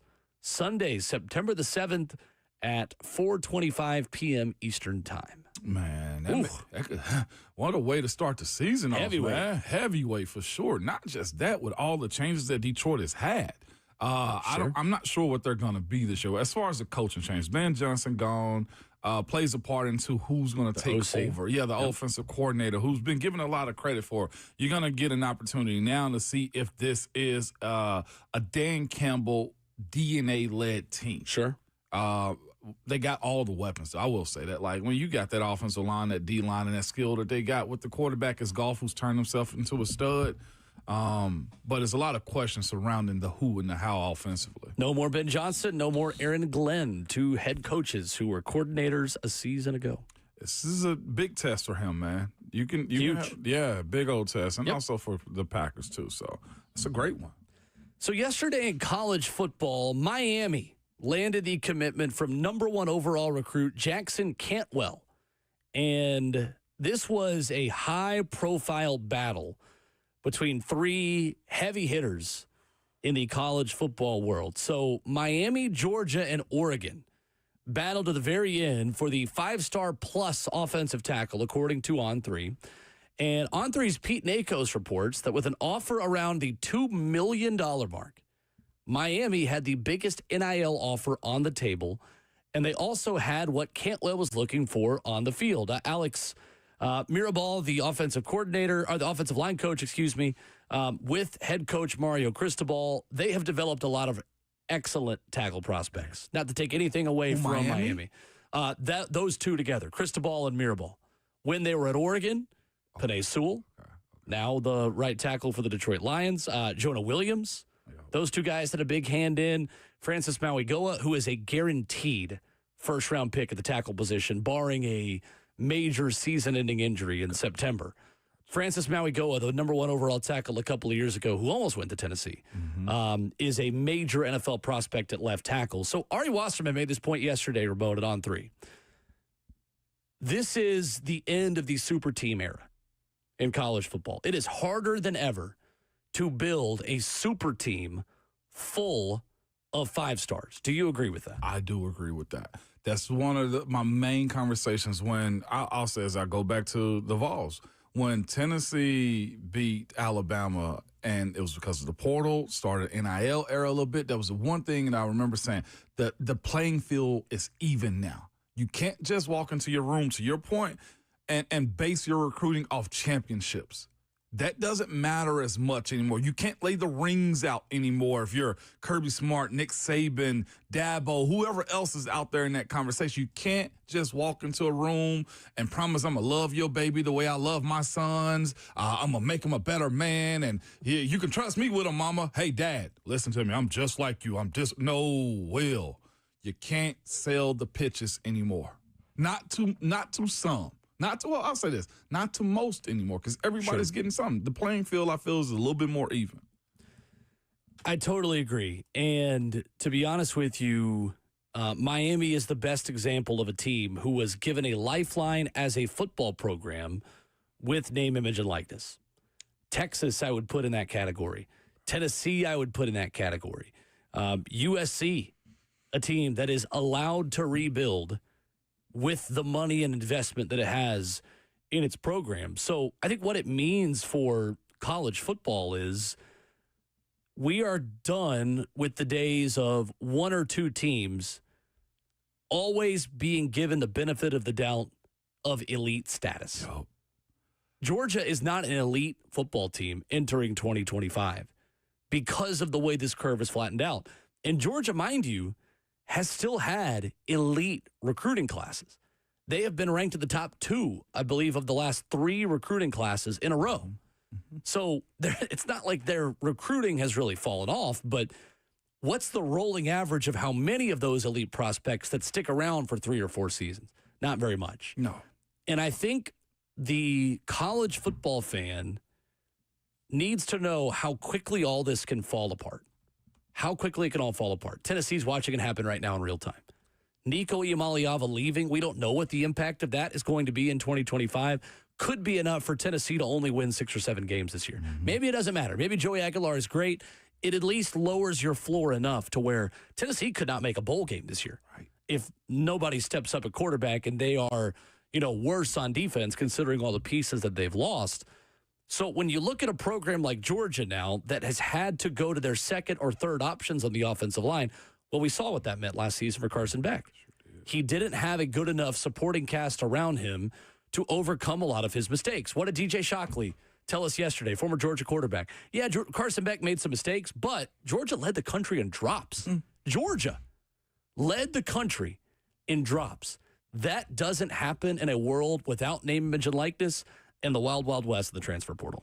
No. And there's so much that goes into this, man, because one, by the way, this prospect, Jackson Cantwell, is a phenomenal stud. Do you He's hear me? a walking first-round pick. Yes, he is. So much so, and I'm going to get more into that, too. But here's some of his background, man. 2023-24 Missouri Player of the Year, 2 times Missouri 5A state champion, shot put, first place in Nike Nationals, I'm guessing, in track also. Not just that, number 1 recruit, also Gatorade Player of the Year finalist, and also scored a friggin' 33 in his ACT as an 8th grader. Huh.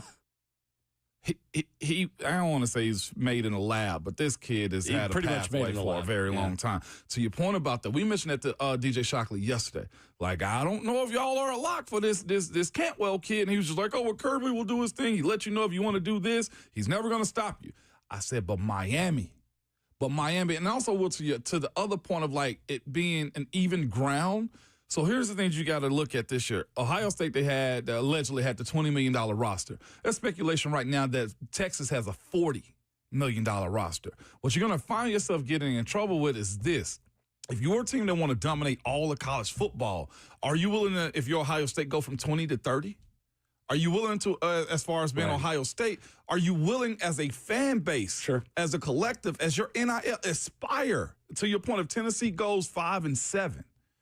Aspire knocking on the doors and saying, hey, Vols fans, you want to compete with Miami, Florida? You also want to compete with Texas? Right, totally. I need a couple of $100. Mm-hmm. Are you, as a fan, willing to pour into this? Because I was listening to this Jackson Cantwell, number 1 overall recruit. Well, he's a 5-star plus tackle that's going to Miami. Number 1 recruit according to On3. Yes, according to On3. I was listening to him talk and push back on Pete Nako's called another stray. But he said it wasn't just about the money and gave a whole He said it was about relationships. But then he said, and I also trust Drew. There's one Drew in football. There's one Drew in football, Will. What's his last name? Rosenhaus. I'm sorry, Jackson. He's taking college clients now. He's taking college clients. Yeah, so it was about the money. It was about the money. If you know Drew Rosenhaus, and I say this with a lot of respect because he's a dog about it. If he want to recruit, 100%. He does his job at a very high level. If you want to rep my boys, I'm stepping away. Drew, do your thing. Do that money thing you do because that's what he's going to do. Totally. Don't hide from it, Jackson. Right. You are paid for your services, but what I will say is this. The idea that you can just walk in and flash the rings, or you can be, hey, Kirby or Nick or Sarkisian for that matter. Those days are over, man, for the most part. Now, we've heard some of those recruits say it was about the relationship. David Sanders said that about the Vols, right? Well, it was about the relationship. Well, what about if you need a raise? Is it still about the relationship then? Drew Rosenhaus is representing future first-rounders at this point. And also this on the Jackson Cantwell side, too. So I looked up also Georgia versus Miami because he mentioned the grooming of him being a pro. Now, I didn't know everything about Cristobal and Murray-Ball, right? Yeah. But here's the other side. Georgia, since 2020, has had 15 drafted offensive linemen in the NFL. Know how many Miami has had? 2 since 2020. That's a great point. So they bought a guy that's going to eventually end up being a draft pick. They're selling proof of concept, not actual concept. Yeah, that you can tangibly look at and see on a list of draftees. Because if that was the case, it'd be Georgia. Because Mirabal is one of the best O-line coaches in the country. And I'll give him credit for that. I didn't know that about and Mirabal. Mario Cristobal, yes. I think, is one of the elite recruiters. Yeah. If you're talking about just as a human being, can you sit down in the living room and convince a family and a kid to buy into what you are doing? Mario Cristobal is as good as it gets in that. If we're balancing the two, Georgia's supposed to win that battle, correct? Considering the I would say SEC, so. Gunnar Stockton, Kirby Smart, the proof of concept of offensive I don't know if Gunnar lineman. Stockton plays a lot into it. But you got a quarterback. We're talking about Carson Beck then, though. Versus one versus the other. I like on paper what I think Georgia's defense is going to be versus what I know about Miami. Sure, right? I think this is more of a 3-year decision, though, than about one quarterback that's probably not going to be there. Somebody just brought up Jared Curtis is going there as a 5-star, too, at Georgia. That's right. So to that point. For sure. Yeah. For sure. Oregon in the mix for them, for him as well. Oregon then gets a prediction to land the number 2 player in the country the second this is done, which is the same thing that happened when Oregon lost out on Jared Curtis down the road at Nashville Christian. They got predicted to land the next best quarterback after Jared Curtis committed to Georgia. I think Georgia still is in the realm of about 12 to 14 teams that could be elite this year in college football. But where I think this is meaningful for the college football fan and for the SEC fan is we are talking about a wider range of team who could reach elite status. That's where I think this is good for the sport and good for us as neutral observers. There are more teams with high ceilings than there ever have been in college football before. On the flip side of that, there are more teams with floors around 6-6. More likely than there used to be in the SEC and in college football as well. I'm talking about teams like Oklahoma, who have heavily invested in the transfer portal and heavily used NIL money to kickstart a rebuild. Talking about teams like Auburn, who have good foundational high school recruiting classes, but are going to rely on a transfer quarterback this upcoming season. LSU has the number 1 transfer portal class in the country, according to On3. They've not recruited well enough at the high school ranks for me to feel like they are a national title contender. But your ceiling is really, really high with a lot of NIL buys, and let's just call it like it is, NIL purchases for your roster. It's a total crapshoot. It is. And there's one team that you can ask all about that, Ramon. It's Florida State. Florida State went from a team that was undefeated in the regular season, 13-0 ACC champion, didn't make the college football playoff, to then last year being one of the worst teams in Power 4 college football. They invested too much in transactional relationships on their roster.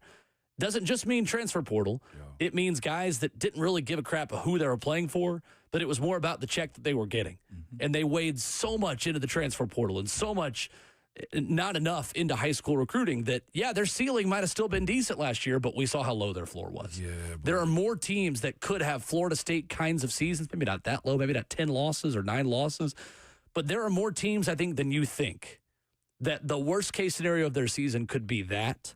And that's where I think all of this is just really interesting for the sport right now. It is, man. I'll kid when I say this, but it's true. There's that joke on social media just that goes, what? Oh, you're not ugly, you just poor. Like, the way I look at college teams moving forward, you know what I'm saying? It's one of those, like, Tom Brady leveled up. Like, the Kardashians' little sisters, looked a whole lot different after they became billionaires. But, hey, that's neither here nor there. What I'm saying is this. Your college team ain't bad. Y'all just broke. Or you choose not to make money. Because or pour into the NIL recruiting side of being able to develop these 5-star pluses. Because we're watching, I want to see, because we're not talking a lot about them, I want to see, because we've heard about this guy a lot this offseason, what Texas Tech turns into. Absolutely. They have a fascinating case study. They have an alum who sold his petroleum business for billions, basically, to a bigger company. And he now wants to have a little fun and also wants to get a big suite at the stadium and watch some winning sports. And he's pouring into it. They are a team that's mostly on the southwest side of the map that could make a lot of noise. To your point, like, what does it mean to spend that money? Does it, like Florida State did? Sure. Is the transactional side of NIL a guarantee, the way it was for Ohio State or Texas getting to the college football semis? Tyler writes in the F&M Bank chat, says, Will just said LSU hasn't recruited well enough in high school. Let us know you don't pay attention to anything outside of Tennessee. Top 10 class 3 years in a row. What are you talking about? LOL. Yeah, it's not good enough. Top 10 class 3 years in a row. We're talking about LSU, right? Yeah. We're talking about a team with national championship expectations every year. Yeah. The last, 3 guys who coached at LSU won national championships. Or how many years are they into now? Nick Saban, Les Miles, and Ed Orgeron. So the 9th recruiting class of the country for 2025, according to On3, Tyler, buddy, I hate to break it to you, that's not good enough for Bryan Kelly. So it's just not. The issue is with the LSU recruiting, they're probably top 5, top 3, but here's what they're losing. Alabama in 2023 had 7 5-stars. Georgia had 4. Texas had 4. You want to beat them? Beat them in recruiting. Otherwise, you're not going to beat them. LSU had 1. Consistently. Yeah, no, I don't know why people are afraid to have that conversation and be critical of their own programs. I'll be critical of Tennessee. Tennessee hasn't recruited well enough in the high school ranks to consistently be an elite college football team. Just to give a one-to-one comparison between one to the other two, the 2024 class, LSU, to your same point, had 2 5-stars. Right. So did Tennessee. He comments back, says, top 10 gets you in the playoff. Yeah, that's not good enough at LSU. If you don't win national championships at LSU, they will run you out of town.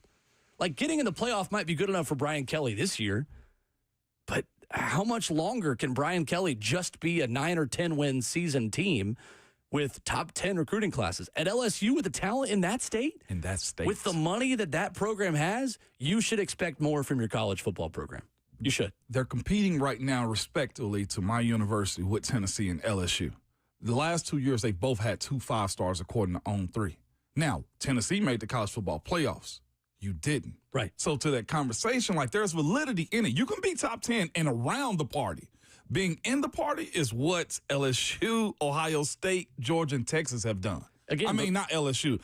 Alabama, Texas, and Georgia have done, although Alabama didn't make it last year. Your last 3 coaches have won national titles. Ed Orgeron, Les Miles, Nick Saban. I don't think Bryan Kelly's going to be number 4.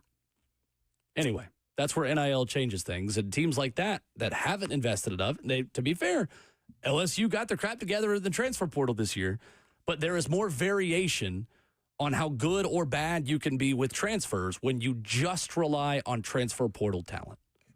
And speaking on just the pressure that he's under, you got to also think, and I know it's because of the bag, but this is the game you have to play. But LSU lost out to Michigan for Bryce Underwood. Yep. At the last minute. And that's what encouraged a lot of their boosters and money people to get their crap together. So it is a different game. Yeah. The rumors are Texas is paid 40. I don't think that's that close. Maybe projected over the course of that's the number either. But these are the numbers that we're playing with. And if you want to be taken serious, you do got to dabble in that world. And to your point, LSU in this transfer portal has taken that approach because Barry and Brown, a kid, former Kentucky, a Nashville native, for 1 year, I'm sure he probably got close to $1 million. That's the game you have to play. I'm not sure of that, but I'd expect a guy leaving like him, going to LSU, you got to probably play close to $1 million for him.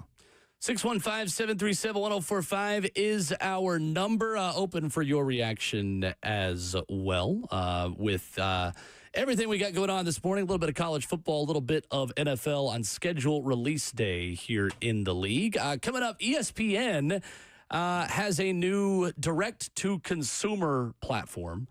They got a price for it. Are you interested? That's next.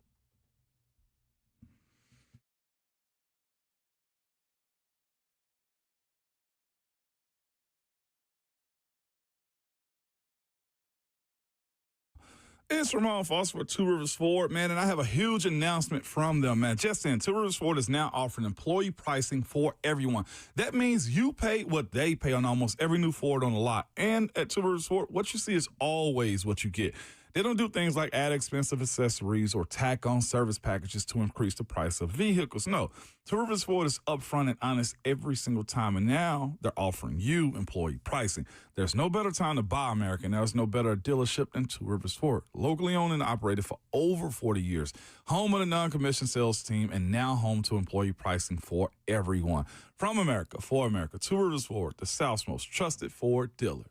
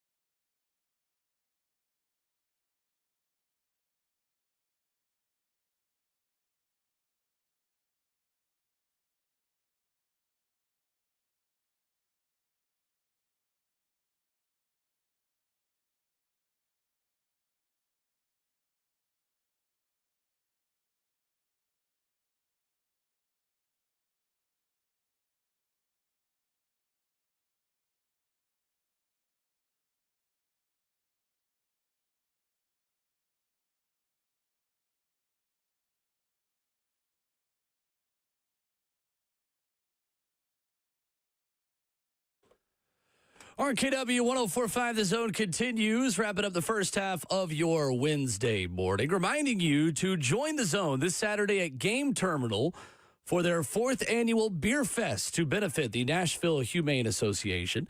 You got a day filled with beer, cider, alcohol, tastings, games, fun, and excitement. You can buy your tickets now for $40 or $50 at the door. You get beer tastings, a gift bag, and swag. Stuff we all get. Swag will be included with each purchase, with portion of proceeds going to Nashville Humane Association. For more info or to purchase tickets, visit 1045thezone.com. So there is a new offering from ESPN called ESPN. Crazy, I know. I don't know who came up with the name. Revolutionary stuff. There is a price, Ramon, for the direct-to-consumer bundle from ESPN, meaning that you can not have cable, but now consume ESPN content, all their channels, for a flat fee. $29.99 a month without the requirement of a traditional cable or streaming service. Also revealed this week that the ESPN direct-to-consumer bundle with Disney Plus and Hulu will be $40 a month. Are you interested in this? Well, Does this impact you? Gotta be. Already got it. In a sense, like the bundle with the Hulu, Disney, and ESPN. Yep. Here's the part of it that kind of gets me. Like, do we have an option? To be quite honest with you, You do. I mean, Have cable. That's your option. have cable and not this. Like, it's Yeah. yeah. So I think people are overreacting to this because you don't have to have it. So if you have YouTube TV or you have a streaming service or you have cable, this isn't for you. I got YouTube TV. Yeah, you're fine then. Yeah, I'm good. It's just another pitch, man, to get back to what I think we're going to eventually do again, and it's cable. There's just everybody lobbying for the attention of streamers and phones and iPads and everything else. That everybody's in on the race. I'll be quite honest, which is as much as we talked about like the indoor stadiums in the NFL, this is another thing I think we need to just settle. Like, somebody create a service that's for everybody in a sense, without us having to go to jail for illegally streaming or something like that. But it's find a way, because what's going to happen is, the way I view, like, the way they can outprice seats inside of these stadiums, you're going to outprice a group of people who have a lot of illegal streaming going on. Right. That takes away from their bottom line. It's almost ruining it with me, with how you got a sports network that used to be dependent upon Comcast, DirecTV, pretty much trying to control their own market. So that's my only thing that gets me with it. So the release date, which is called for the direct-to-consumer bundle, which is called ESPN, will be announced later this summer. So if you subscribe to the main ESPN from the standalone ESPN direct-to-consumer, you will get all of the programming from ESPN, ESPN2, ESPN News, ESPNU, ESPN Plus, and the college networks, the SEC and ACC networks. If you are an existing ESPN Plus subscriber, you will automatically become subscribers of ESPN's new service based on their current subscription level. So you get the ESPN Select plan. This is where most of us fall in, which is $11.99 a month for ESPN Plus. Yeah, and it's necessary too, because again, watching those baseball games and stuff like that, like you if you're a fan of different sports, cool, like this is for you. And they made it somewhat more affordable with the different options that they have. It's just, it never ends. Like, no, it doesn't. YouTube probably is going to have another package this fall. Netflix is probably going to add another cost. At this point, YouTube is adding more and more costs to their subscriptions about a month, it feels like. So I guess this is something for people to put it on layaway. It is interesting. Adam Schefter put this out yesterday that YouTube will exclusively stream the Friday night Week 1 game of the NFL season in Sao Paulo to a worldwide audience on YouTube and YouTube TV. It is the first exclusive NFL game to be streamed live and for free in its entirety on the internet. Jeez. That's a win for people. At least you get one free game. Free for us, but I wonder what the advertisers are having to pay for it, though. As far as like, not free for them. Yeah, not free for them. So I'll take it. If they're giving something back to little man, I'll take it myself, Will. Nuts. I think the ESPN direct-to-consumer stuff is more about what it could represent for the future. Yeah. Where all of us ditch cable or ditch streaming services and everyone just sells their channel. And if you want ESPN, you buy ESPN. If you want Turner Broadcasting with TNT and TBS for the NBA. Well, I guess not anymore, but you could do that. If you want CBS, you buy CBS. Like maybe just anything outside of the big local cable networks. If you want additional stuff, one-stop shop, a la carte, you just go get it yourself. It's just, somebody said in the chat, man, I wonder what the buffering is going to be like, especially with that free one that they're giving out. I don't worry about that as much with Worldwide? ESPN as I do with Netflix. Like Netflix has a history of when they do, like people that don't major in live events get that wrong. Like ESPN knows how to do live events and have the servers and the technology to do it right, at least. Yeah, for sure. I get you. It's just that, if there's any situation where you mess up the product that people are consuming, it's going to be viral and it could ruin the company too. So you're right. They got to get it right on the front end. But how can you, estimate how many people are going to want to watch it if it's free worldwide? For YouTube, that is, in a sense. That's the only issue. Now, these are small complaints on a bigger scale of people having to pay for it, but it's still my complaint that I don't like. There are a lot of people who, outside of the U.S., can stream U.S. sporting events on YouTube because the U.S. government doesn't have the power to basically shut down illegal YouTube streams if you're watching them from another continent. Well, look at that. Time to go get me an international IP address there. But on the record, I've never done that. 615-737-1045 is the number. What do you hope to see from the new Titans schedule that will come out tonight? More on that next.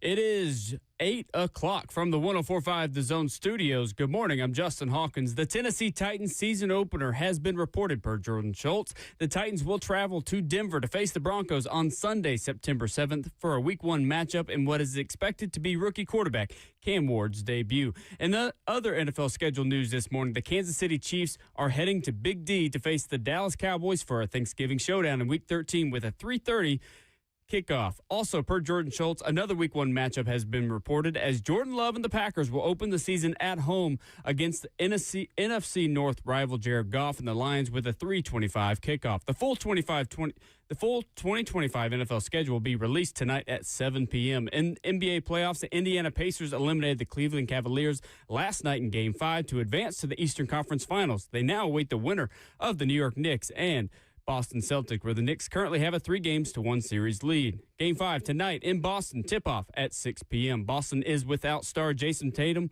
who tore his Achilles in Game 4. He'll be out the remainder of the postseason and possibly much of next season. For all your foundation repair and waterproofing needs, visit USSTN.com. Breaking news at once on your home for the Titans and Vols.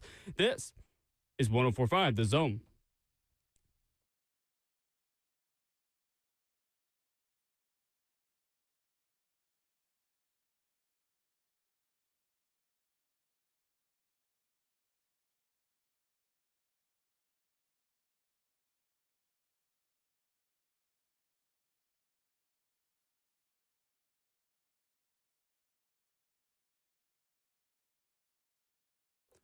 RKW 104.5 The Zone, transitioning already into the second half of the program. 615-737-1045, how you jump in.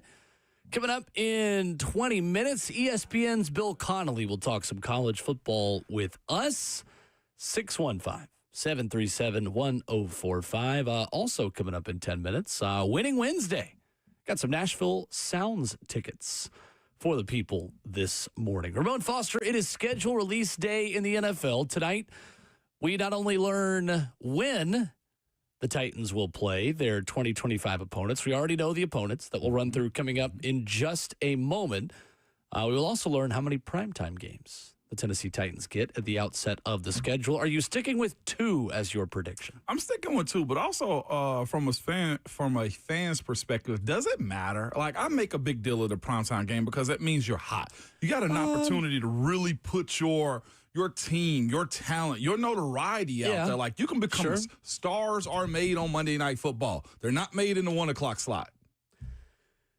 I think it matters to an extent. I think in this town, we are used to not getting attention, and that's okay. Yeah. There are some fans that care more about that than others. I tend to not really care, but I've also grown up listening to 104.5 The Zone my whole life and not really needing other national attention because I've just consumed the content on this station for my whole life. Yeah.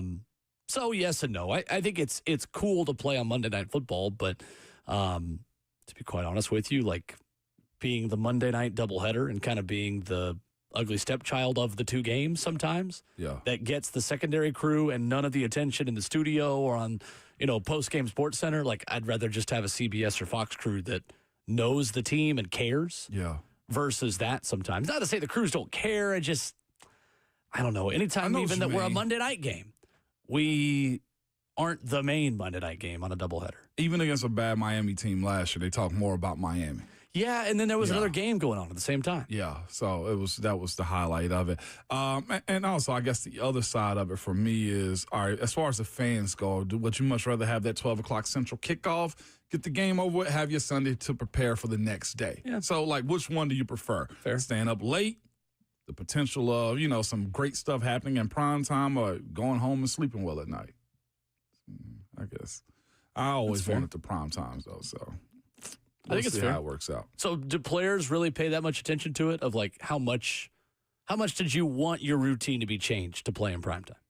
Often. Yeah. I did. I ain't gonna lie to you. So it's valuable to players. It's valuable to players, 100%. Because, again, one big play can change the way you're viewed amongst your peers and fans, too. And I think perception goes a very long way. If you turn into a guy, like, there are some guys that are still living off the legends of themselves. Like, Juju Smith-Schuster turned into a name around the league because of what he did in primetime games. Juju Smith-Schuster's a 2B in a sense, the way you got to view a guy like him? At this point, yeah. But you know the name, right? Because he made plays in primetime. Like, that's the way I somewhat view it, and that's why I look at like guys like Jeffrey Simmons.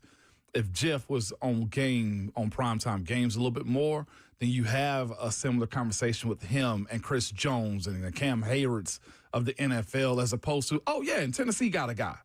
Like, that's what you kind of run into when you're not seen publicly like that. If that matters to you, that's the way we've always viewed it. I'm sticking with 2 primetime games as well. I think Jacksonville and New England. Jacksonville and New England. I think the Patriots coming to Nashville and Mike Vrabel's return is a primetime game. Yeah. And I think you're going to get a Thursday night game against Jacksonville, and they'll sell it as the top 2 overall picks. Travis Hunter versus Cam Ward.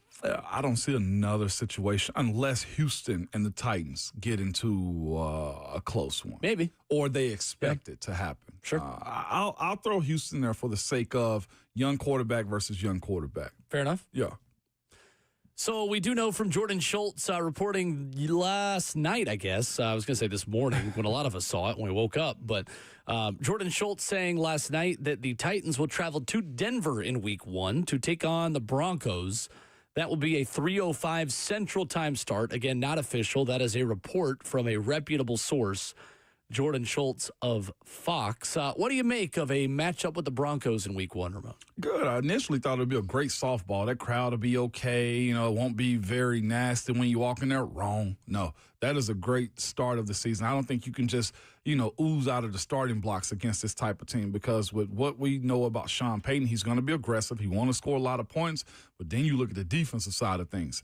The challenge that is going to present to a guy like Cam Ward in this new offense. And not just that, how does his offensive line hold up in this altitude with the young rookie quarterback who expect to be the day one starter going into it? It's a nice rollout, though, is what I would call it, as far as the optics for Cam Ward.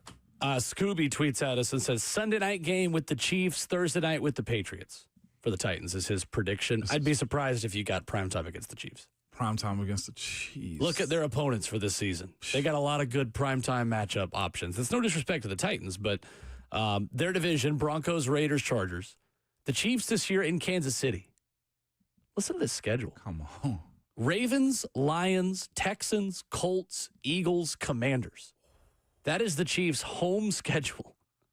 On the road, Kansas City gets their division, plus they go to Buffalo, to Dallas, to Jacksonville, to New York to play the Giants, and to Nashville to take on the Tennessee Titans. If you a season ticket holder for them at home. Oh, my gosh. God, that's a who's who. That is as hard of a home schedule as I can remember seeing for a contender. It's because other teams have gotten as good as them. There are 2 teams with losing records who will play in Kansas City this year. The Colts, who are 8-9, and the Raiders, who are 4-13. Yeah, buddy. Who you expect the Raiders to be better this year? Yeah, right. The Raiders are different. They got Geno Smith now. They got Pete Carroll. No, for real. They got good young talent. Chip in Vegas. Kelly calling it now. Right. Like, that's not 100%.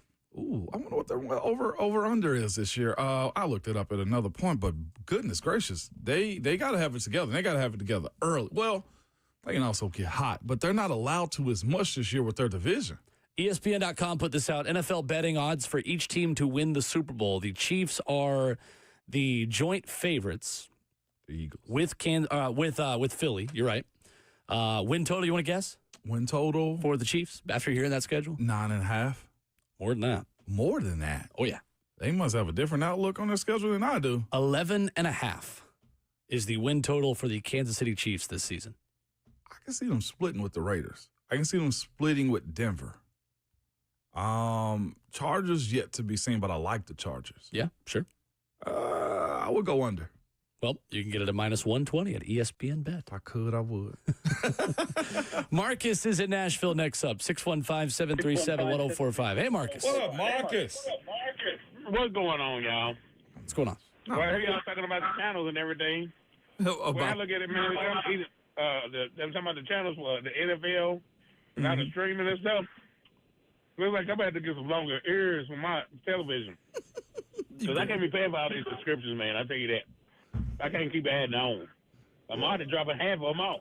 You know what I'm saying? And on the primetime game, did we play the Browns this year? Yes. Yeah. Shedeur Sanders against Cam Ward. Is the Browns practice squad playing? I don't know. I don't know if Shedeur Sanders is on the docket for that one. It might be a flex game. Well, hey, He might be QB3. What week is it? We don't know yet. We're gonna play him. We don't know. Couldn't tell you. I'm saying, if it's down the line, yeah, he's gonna be starting by then. Over Can't Dylan wait to Gabriel. see it. It's been. We'll have to talk about that. It's been so many conflicting reports. Thank you, out of Marcus. Cleveland. Appreciate the call. Now, if Shedeur is starting later in the season, maybe a flex, but I still see that as a 1 o'clock. It's been so many conflicting reports out of Cleveland from Dylan Gabriel's had a good day to Shedeur Sanders has been looking like a all-pro. Right. But this is also why I guess Cleveland had to look in their faces, the coaches, when drafting Shedeur. It's yeah, right. They did not hide themselves in their reactions very well. Yeah, man, that is gonna be fascinating. Which report do you believe, that Dylan Gabriel's looking good or Shedeur? I think it's rookie minicamp, but none of it matters yet, so I don't really care. That's fair. To be honest, I'm valid question though. We spoke a little bit about it. As American Cabot is saying that who's a beat reporter for them, a longtime journalist around that area, has said it was Dylan Gabriel that looked the best. So Sure. That ain't the team that we covered, but it's a fascinating storyline across all of NFL. Well, coming up in hour 4, Rhett Bryan's going to join us at 9 o'clock. We're going to be going through different opponents for the Titans and their draft classes. We'll brandish out the Mac Rhett Titans radio board again for the draft process. Take a look at the hauls from all those teams. Doing the AFC West today, which is good timing considering Jordan Schultz is reporting the Titans will play the Broncos to start the season. So stick around for that in hour 4 this morning. Coming up next, though, ESPN's Bill Connelly is going to join us. We'll talk some college football playoff expansion and offseason headlines. And right now, it is Winning Wednesday with 104.5 The Zone and the Nashville Sounds. We got some tickets for their game next Wednesday against the Scranton Rail Riders at First Horizon Park. You can be caller number 5 right now to win 2 tickets to see the Sounds host the Scranton Rail Riders next Wednesday at First Horizon Park. Plus, the first 1,000 fans to the ballpark will receive a Brewski's Safari hat. 615-737-1045. That's caller number 5. 2 tickets to see the Sounds take on the Scranton Rail Riders next Wednesday. 615-737-1045. All Sounds fans win on Wednesdays, and if the Sounds win the game, fans get to round the bases of First Horizon Park. Wednesdays this summer are all about winning, and the Nashville Sounds are ready to adorn all of their fans with prizes at First Horizon Park. Get ready for a giveaway item every Wednesday all season long. Again, 615-737-1045. We'll talk college football coming up next. ESPN's Bill Connelly joins us after this.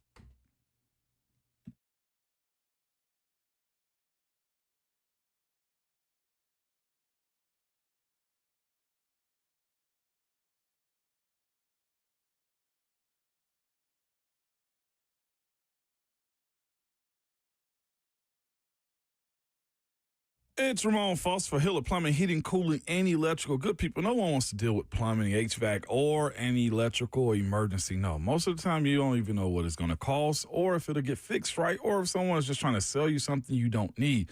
When you call Hiller, their experts are going to solve your problems quickly, man. Here's the other part, too. The price you're told is the price you will actually pay. There are no hidden fees or surprises when you get your bill. Hiller has been in business for over 35 years and a family-owned and operated. Hiller techs are professional, experienced, and trustworthy, and they're all background checked and drug screened, too. Listen, when they're on their way, I know this because I also am a client of Hiller. You'll receive a photo of the tech and a link to track them in real time. More times than not, they're going to show up to your place on time or before. So here's what I would tell you. To learn more, to book with a company I trust, simply visit happyhiller.com.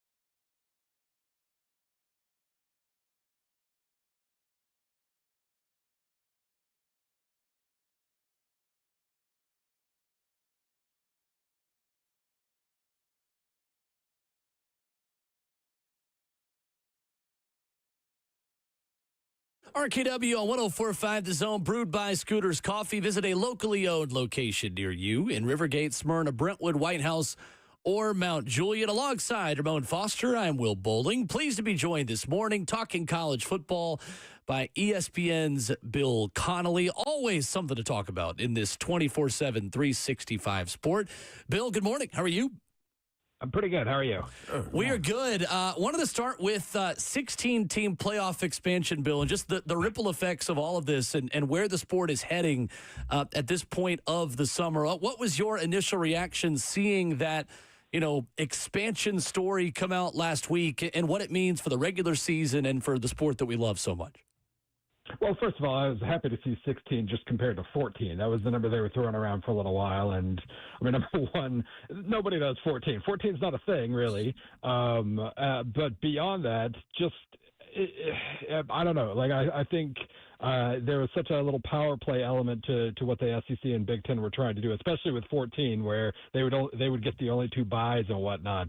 16's clean. 16 works for just about every other sport in the world, it seems like, and I think it's a good place to go. Don't get me started on the auto bids. Yeah, right. But 16's a good number. Well, and to that point, I will try to get you started, Bill, on the auto bids, at least a little bit. 4 auto bids for the SEC and the Big Ten, 2 for the ACC and Big 12, 1 for the G6, and 3 at large. To me, the way they want to do this of having an SEC championship game, 3 versus 6, 4 versus 5, what does this mean for the regular season, having this many auto bids and half of the playoff being automatically given to the Power 2 conferences?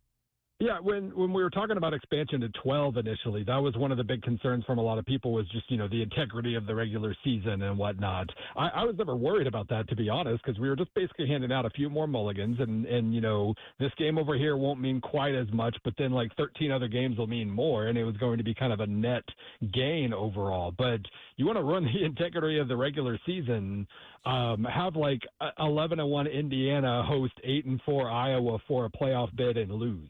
We're one upset away from basically saying congratulations on the regular season, Indiana. That means nothing now. I struggle with that quite a bit. This is clearly they want the auto bids in there so they can have their made for TV spectacles and whatnot, and I just don't find it necessary. First of all, they might. First of all, the SEC is not going to get any more bids with those auto bids than it would if you just have a 16-team playoff. They're going to get plenty of teams in that playoff. Even if they moved to 9 games, they would get plenty of teams in that playoff. But they want those extra games, and I don't like it. This is not something that, this feels very overthought to me. It feels like a power play to me. It's just all unnecessary. ESPN Bill Connelly with us this morning. Bill, when it comes down to this playoff format and how you go about getting to this point where, like Will said, the Big Two at this point has been the Big Ten and the SEC, do you ever see it getting to where there's swings in conferences? Because when I was coming up, it was the Pac-12 that was huge. It was the ACC that was big. And the SEC was also in it too. But right now, everybody's been somewhat swallowed up as far as the good teams that were in the Pac-12. Could there ever be an adjustment back to it being a Power 5 at this point, or is it just too small now? Yeah, basically any sort of redistribution of brands or whatever, it's hard to envision a world where that happens. Among other things, it would require the SEC and Big Ten to lose power, which would probably take their permission to give up power, and I don't see any of that happening. But no, just like you said, the brands themselves are what has redefined all of this right now. The fact that if you look at recent national champions, there are basically only 2 that aren't in the Big Ten and SEC, and that's Florida State and Clemson.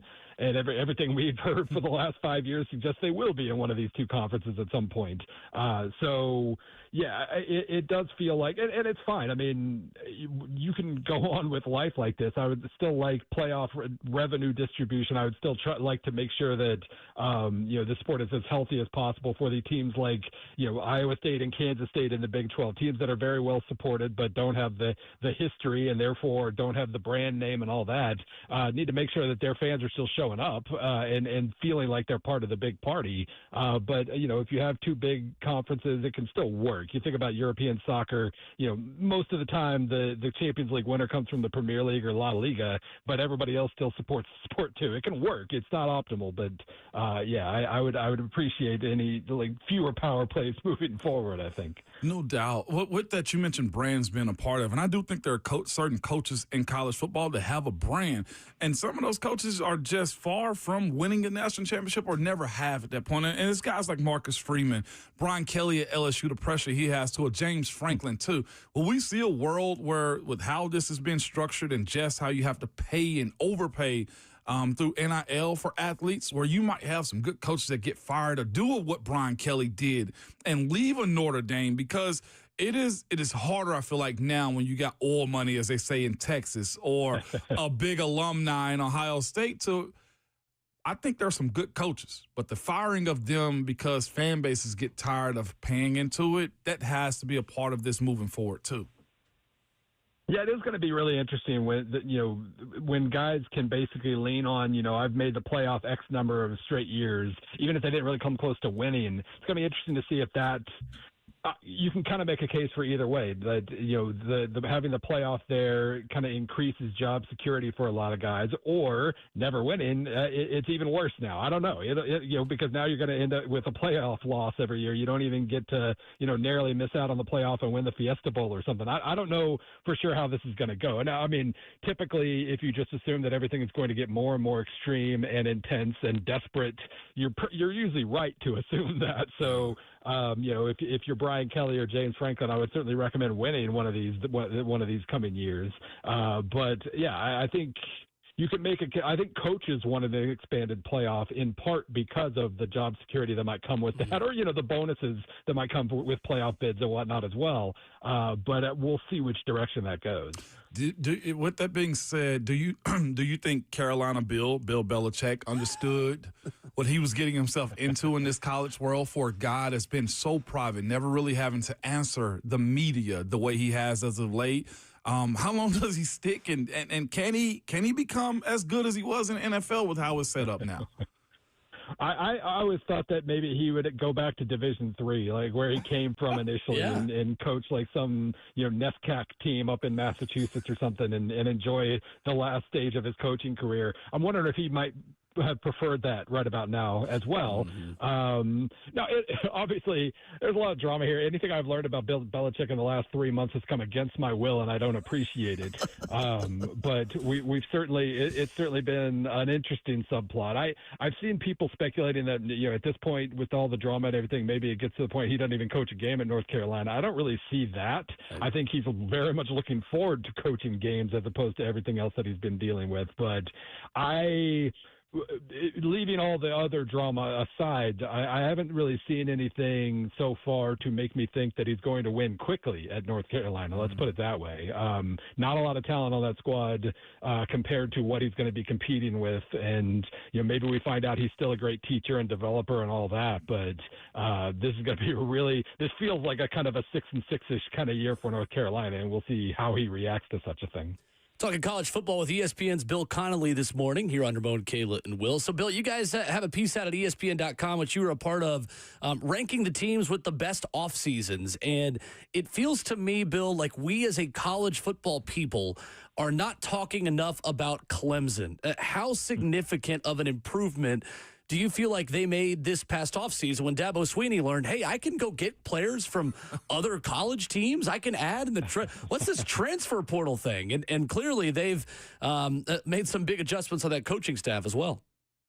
Yeah, I do think it's funny. I mean, we're freaking out. He actually used the port. He's got like 3 guys, right? But at least 2 of them could be very solid contributors this year. Help the pass rusher from Purdue's good. The receiver from SEMO seems like a pretty good possession option. A veteran guy that they can lean on while hoping that a couple of sophomores make big plays. It's going to be. I'm really interested in Clemson this year, primarily because we're going to find out what their ceiling is in 2025. Like recent years, years, they're obviously still good as a program, but they've been top 15 or 20 good these last 3 years, especially.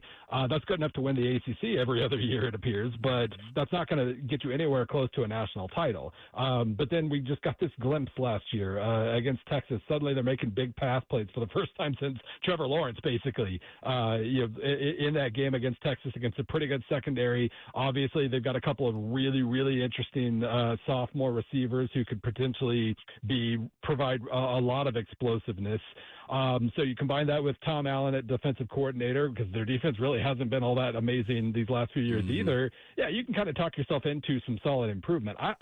I know I'm seeing a lot of preseason number 1, preseason number 2 stuff. I'm like preseason number 10 right now. I'm not talking myself all the way into Clemson. There are a lot of teams that still have a lot more depth and a lot more known explosiveness. But it's easy to see the vision there, and we'll get to find out. Like if this Clemson team can't be better than about the 10th best team in the country, I don't really think we're going to see another national title in Clemson. In the SEC, Bill, it's interesting. There's 3 teams at the top of this list you guys have in the SEC specifically who weren't all on equal playing fields last season. LSU was a little bit better than Oklahoma and Auburn, but I think it's fair to say all 3 of those teams didn't meet their ceilings or meet their expectations last year. Major transfer portal hauls for all 3 of these programs. If you're picking one out of those 3, LSU, Oklahoma, or Auburn, that you feel like has the best chance to be on the rise and explode a little bit this season, who do you believe the most in? I can talk myself into LSU the most, and I mean that's not the most creative answer because they've been the best program recently too. But obviously having Nussmeier back at quarterback, that's a proven entity that these other 2 don't boast. And just you can see the potential. They improved a little bit on defense last year, but if Harold Perkins and Whit Weeks are both healthy at linebacker, they brought in like 28 transfer pass rushers. You figure a couple of them will stick. You can really talk yourself into, Blake Baker having the pieces he needs to attack. And when he has those pieces on the edge, he attacks really well. So you can it's pretty easy to talk yourself into LSU having a really nice step forward. The problem, of course, is you could talk yourself into that the last couple of years too, and it didn't necessarily happen. So they bear burden of proof, but they're starting out further ahead. Of the other 2, Oklahoma and Auburn, I like John Mateer more than any quarterback Auburn currently has on their roster. Therefore, I think, and the Oklahoma defense was really, really sound last year. So it's not too outlandish, I think, to talk yourself into them having a nice offensive turnaround and a really good defense and being a top 15-ish caliber team. Problem for them is their schedule is so ridiculous that a top 15-ish team is still probably going 8-4. That's still an improvement over what they did last year. ESPN Bill Connelly is with us this morning. But when you also look around it, Miami seems to be doing a lot, man. It's pretty cool watching them, get back to where they were in the 90s or early 2000s. They had a huge addition yesterday with a top offensive tackle. What's fascinating to me is the business of it. Is it almost blurring the line a little bit when you have NFL agents representing high school athletes? Yeah, it is a little it's better than having family members who don't really know what they're doing. Well, that's a whole lot better. You're right. But it's definitely some blurred lines in that regard. And obviously now moving forward, you can hear people talk about potential competitive balance and caps and whatnot with the House settlement and $20.5 million per year, and nobody can spend more than that. Obviously, the cap only works if NIL caps are also in place, and if the NCAA's attempts to kind of cap that a little bit actually survive court cases, which I don't think it will. But it'll be interesting to see because, you do see programs like Miami really trying to make moves in this regard, and they've certainly improved as a program. At some point, Mario Cristobal has to actually, play, improve his own game management, I would say, if Miami wants to take that last step forward. But I'm really curious how an ambitious program like that will navigate once the House settlement's in place. I assume, knowing how college football's always worked, if you have money, you'll figure out how to use it in college football, and they seem to have a lot of it right now. We're going through a little bit of Bill Connelly's write-up on ESPN.com. If you hadn't looked at it, it's ranking the offseason for every Power 4 football team. Bill, I got to ask you about my Vols. I see in your write-up, you say Ilmaliava's exit doesn't leave a high bar to get over? How do you see the outlook of this team from your perspective with a starting quarterback leaving in the springtime like this? Yeah, I mean, the springtime, I think, was the worst part of this whole thing because, I mean, you basically make a trade, you bring in Joey Aguilar, plus, a couple four-star youngsters. You figure there's going to be competence at that position. And again, Iyama Leava with the sacks he took last year, it is a clearable bar. He wasn't fully, developed as a player just yet, but it still hurts. The timing of it, Aguilar, I really like him, but now he didn't go through spring ball. He's going to have to catch up really quickly after just learning a completely different offense for 3 months.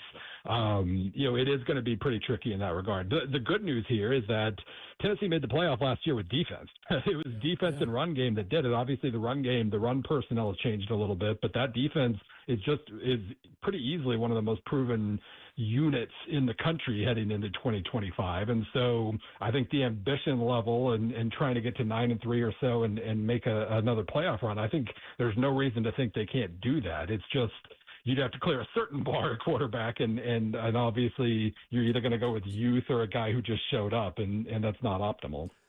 Bill, one team that did not make the playoff last year on defense was Miami, and their starting quarterback is now the starting quarterback of the local professional franchise here. I'm curious, Bill, just kind of putting on the NFL hat for a minute with Cam Ward and what he was able to do at Miami last season. From what you saw in him and from what the numbers said about that Miami offense, just how productive can he be, and what do you like about Cam, the NFL prospect, as now Titans fans are getting on the Cam Ward train here in Nashville? It was interesting heading into the draft. You saw a lot of analysis that was basically like, well, he's not Caleb Williams. He's not one of the best quarterbacks in recent times, but he's a quarterback, so he's going to go real high, and that kind of analysis. And I mean, last year he was Caleb Williams. He goes from a really quarterback-friendly college system at Washington State that now OU is hoping will produce a turnaround. Right. And he goes to Miami, which is supposedly a little more on the pro-style side, whatever that means in 2025, and he becomes the best quarterback in college football. We were piloting the best offense in college football, and I think the way he bought time reminded me a lot of Caleb Williams, except he took fewer sacks.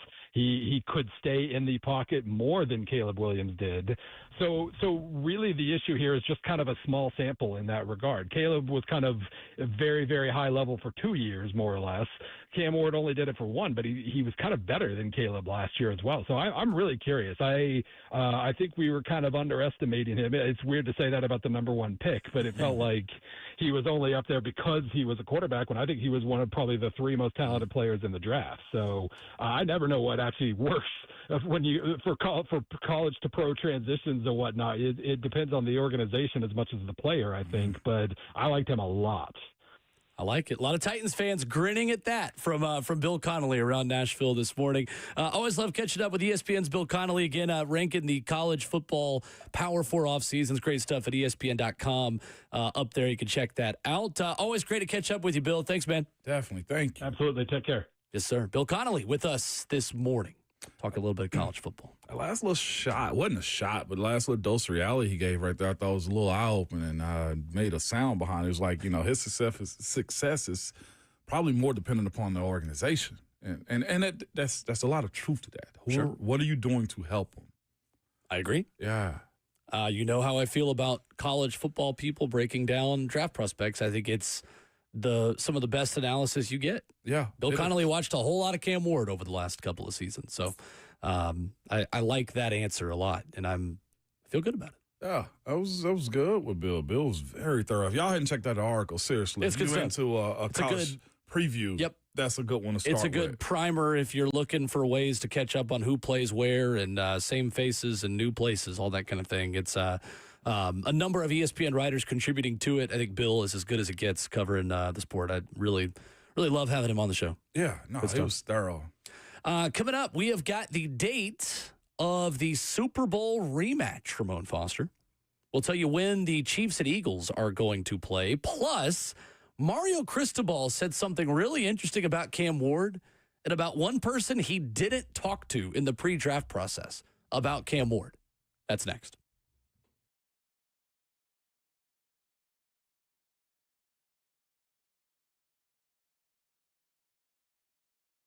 It's Ramon Foster for the Wellness Institute of Nashville. Good people, man. I got my appointment set up already for next week, just so you know. I am also a user, man.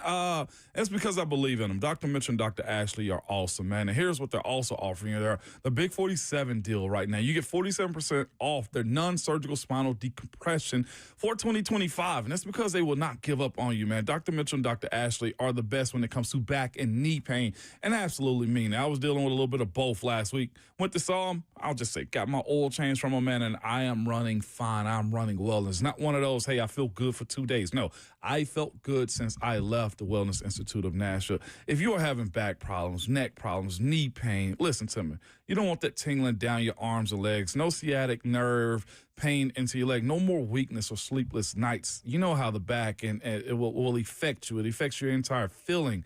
So if you want to get served by some of the best that are around doing it, not just in Nashville, but around the country, reach out to the Wellness Institute of Nashville the way I have. You can call them at 615-246-5009 or go to painisbad.com.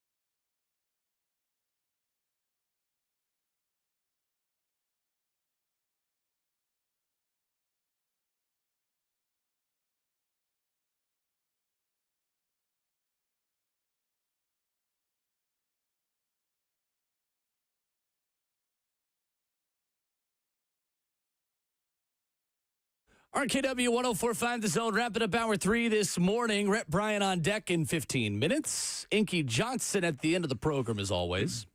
Your phone calls at 615-737-1045. Jordan Schultz of Fox reports, Ramon Foster, that the Super Bowl rematch between the Eagles and Chiefs is set for week 2 in Kansas City with kickoff at 3:25 Central on Fox. And that week 1 is Dallas for the Eagles, correct? Week 1 is Dallas for the Chiefs. On Thursday No, night. you're right. You're right. Yep. Dallas. Week 1 is Eagles and Cowboys. Week 2 is Eagles and Chiefs. 2 primers. I mean, Big time. 2 time. back-to-back hits, man. They are on a world tour right now to see if they can duplicate what they are as a squad. But all they've done is reloaded and do what you want them to do. Saquon got paid this offseason. He's going to be one of the faces of the league this year. But just in general, they got to hit the ground running. So, Will, I know we talked about seeing maybe Patrick Mahomes, or was it later in the season? No, he's going to be ready because they got to get ready as a team early on. You don't want to lose it. No matter how early it is or to who, what division they are in. Sure. That's just good on good practicing against each other right there. It's not bad. No, it's not bad at all. The NFL don't miss, man. Golly. They just. I feel like we already know half of the Eagles' schedule. I mean, they have so many primetime games that have already been released by these networks and now by Jordan Schultz. I don't know if I've seen or known of a team to be this hot when it comes down to it. I don't even think the Chiefs had it like this. I agree. And then not only just that, but they had a whole lot of draft room conversations. Sure. This offseason, too, that was all on social media. They did a lot for the Eagles. Not that they did a lot, but it almost feels like they're being rewarded for taking down the boogeyman of what Kansas City has been. Well, and it's a major market team with a lot of marketable personalities. And they got that. 100%. Jalen Hurts is a commercial star. Saquon Barkley is. A.J. Brown is. Howie Roseman is like a commercialized person and figure. Yeah. I mean, even more than Brett Veach in Kansas City. Mm-hmm. Like, Howie Roseman is the most out front GM not named Jerry Jones in the NFL. I didn't know who Brett Veach was until you said it. Just on the basis of he's put together numerous Super Bowl teams, right? But here I know more about Howie Roseman because, again, people talk about how Howie's almost like this urban legend of a GM at this point. Yep. Jordan Schultz is releasing a lot. The Chiefs and the Giants. Are you saying this one, the Week 3 matchup? Yeah, Chiefs-Giants, Week 3. This is where it becomes problematic. But they also have a named quarterback in Russell Wilson. But it's reported by New York. Their home opener is only in. I mean, it's Week 3 for the Giants. That sucks. You think Jackson Dart's starting by that point? Probably. Oh, Russ. Really? Russ got it. Yeah, 100%. I think Russ got it. Interesting. It would shock me if Russ doesn't have it. Okay. Because why are you signing Russ then? Why are you drafting Jackson? Well, this is also the part of it. We can play this whatever game all the time. Back and forth. To your point, it's fascinating, though, on this from Jordan Schultz. He has Abdul Carter and Patrick Mahomes in the picture of the imaging of it. Yeah. But yeah, they face the franchise. But it's a Sunday night football kickoff is what it is, too. Giants, Chiefs. So maybe you'll get the Chiefs Week 4 coming off of primetime. Who's to say? When aren't they on primetime? Yeah, that's true. That's a great question. Did you see this tweet from Brett McMurphy this morning? Oh, I missed it. What I missed? Funny. So Brett McMurphy writes about Mario Cristobal. It's a long tweet, so stay with me. Says Mario Cristobal said he spoke to 1 million people about number 1 NFL draft pick Cam Ward, except one. Quote, I can't recall many NFL teams or TV people I didn't speak to. However, it says Cristobal and OC Shannon Dawson never spoke with Mel Kiper, who was criticized for overshadowing Cam Ward's moment with his nonstop Colorado Shedeur Sanders narrative. Cristobal is quoted from Brett McMurphy saying, quote, never heard from him. I don't think I've ever talked to him. Said he wasn't disappointed by Kiper ignoring Cam. Says, quote, the only reason I would be disappointed was if Cam was. But knowing Cam, he just wanted to hear the name and exactly where he was going and get to work. That's Cam. I mean, from my understanding, that's huge. Right, but like the funny thing is, like Mel Kiper, Didn't even talk to the head coach of Miami about the number 1 quarterback in the draft. And he's one of ESPN guys. He's the guy. The guy. He's the godfather of draft coverage as we know it in major sports media. This takes away from a lot of the stuff that Mel Kiper has laid out to me because we felt it. The people that watched it, just in general, even if you weren't a fan of the Titans like you, there was a lot of people just like, bro, he's not going to date you, Mel. Like, let it go as far as his coverage of Shedeur Sanders. It just muddies the waters and how people feel the media is used to create narratives, too. Yeah. It's that side. I don't think Mel Kiper cares, and not even a little bit about this. But as far as his public perception, to me, there's not a guy that he can oversell anymore moving forward. I kind of really don't want to hear Honestly. it. Yeah. Honestly. It's pretty funny.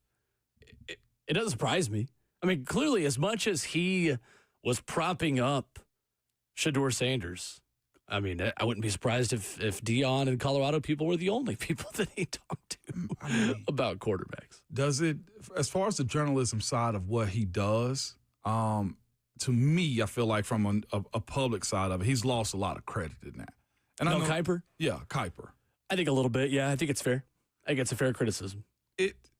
Because, again, your job is to evaluate. Your job isn't to be a fan, is the way I look at it. And I feel like he became a fan of Shedeur, and that's fine from a fan's perspective. Sure. But as somebody that can create and control narratives, and he had no bearing on it in the end, that sucks for a guy like Cam Ward. And again, like Cristobal said, he don't care. And I think, too, talking to coaches is an important part of the process. Like, doing just basic analysis based on film is a lot of the story, is a lot of the process. But if you're a national person that's the godfather of the NFL draft, clearly, in the coverage that it has on national television, like, you wouldn't you give a call to the head coach of the number 1 overall pick? You should, if you're doing coverage right. I mean, one phone call. What's that going to hurt you, Mel? For him, his pride, he wanted to be right on this one. Yeah, he did. But he also went hard for, what was it, Ron Leaf? He did the exact same thing for too. And Will Levis. Who else? Jimmy Clausen. Jimmy. He said he would retire from NFL draft coverage if Jimmy Clausen wasn't a good player in this league. And here we are 15 years later. And granted, I'm not going to, go on a tirade over one miss because even the best draft people have big, notable misses. But it seems like he's had more misses than he used to on quarterbacks recently. Well, I mean, the mock drafts are what they are, and I think most people can compartmentalize it. And it's like, yeah, you guys don't know. But the coverage of a high prospect was very unprofessional to me with him. Yeah, the entire broadcast of it was. I mean, I was more incentivized to watch because of how much he was melting down to a point. So I think ESPN probably loved it. But to what cost, right? To his reputation moving forward. Yeah, exactly. Bam writes in on Twitter, @Ramon Kayla Will. I'm interested to know, where do you all want or hope the bye week is? What did you like as a player? When did you want your bye week to be? Middle of the schedule or at the last 4 weeks? So you would rather have a late bye week versus an early one? Let me figure out what my team is. Yeah. Let me also get that recovery in late November before the playoffs start. Makes sense. I much prefer the week 4 crap. Heck, what was the Titans last week? Week 4 or 5? I think it was 5 last season, and I want to say it was 6 or week 7 after the London game in 2023. It was week 5. And what sucks is this. You're not guaranteed the Thursday night mini bye anymore. Right. Every team used to get a Thursday night mini bye. That's where week 4 now is trash if you're not one of those premier teams. Yeah, if you're that early, for sure. To that point of recovery. Mm-hmm. 615-737-1045 is our number. Coming up, Rhett Bryan, Titans Radio, joins us next.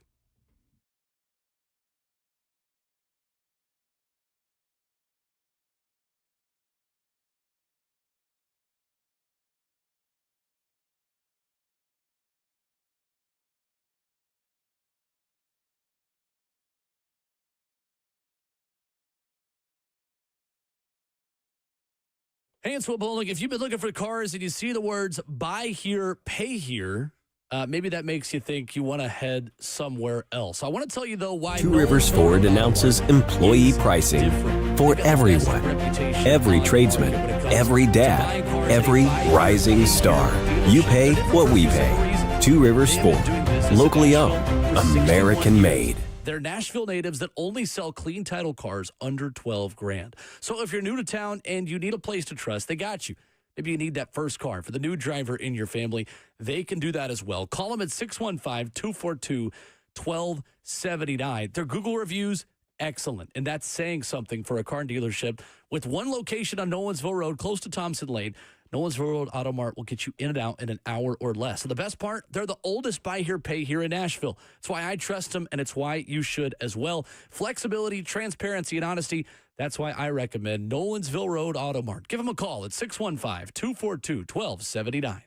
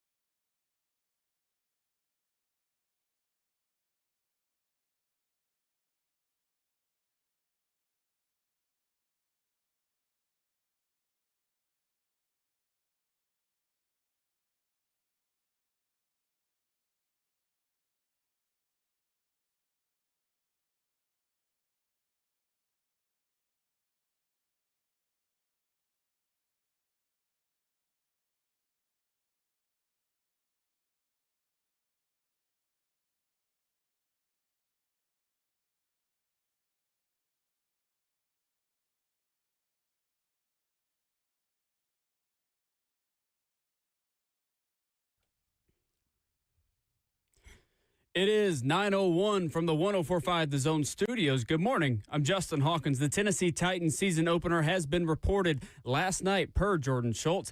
The Titans will travel to Denver to face the Broncos on Sunday, September 7th for a Week 1 matchup in what is expected to be rookie quarterback Cam Ward's debut. In other NFL schedule news this morning, per NFL insider Jordan Schultz, the Super Bowl rematch between the Eagles and Chiefs is set for Week 2 in Kansas City, kickoff at 3:25 on Fox. Also, more divisional matchups in Week 1 as Jayden Daniels and the Washington Commanders will host NFC East rival New York Giants. The full 2025 NFL schedule will drop tonight at 7 p.m. In the NBA playoffs, the Indiana Pacers advanced to the Eastern Conference Finals last night, and they'll await the winner of the New York Knicks and Boston Celtics, where the Knicks currently have a 3-1 series lead. Game 5 tonight in Boston, tip-off at 6 p.m. Boston is without star Jason Tatum after he had Achilles surgery to repair his ruptured Achilles yesterday. Also, the Golden State Warriors look to avoid elimination tonight in Game 5 against the Minnesota Timberwolves in Minneapolis. Tip-off is set for 8:30. For all your foundation repair and waterproofing needs, visit USSTN.com. Breaking news at once on your home for the Titans and Vols.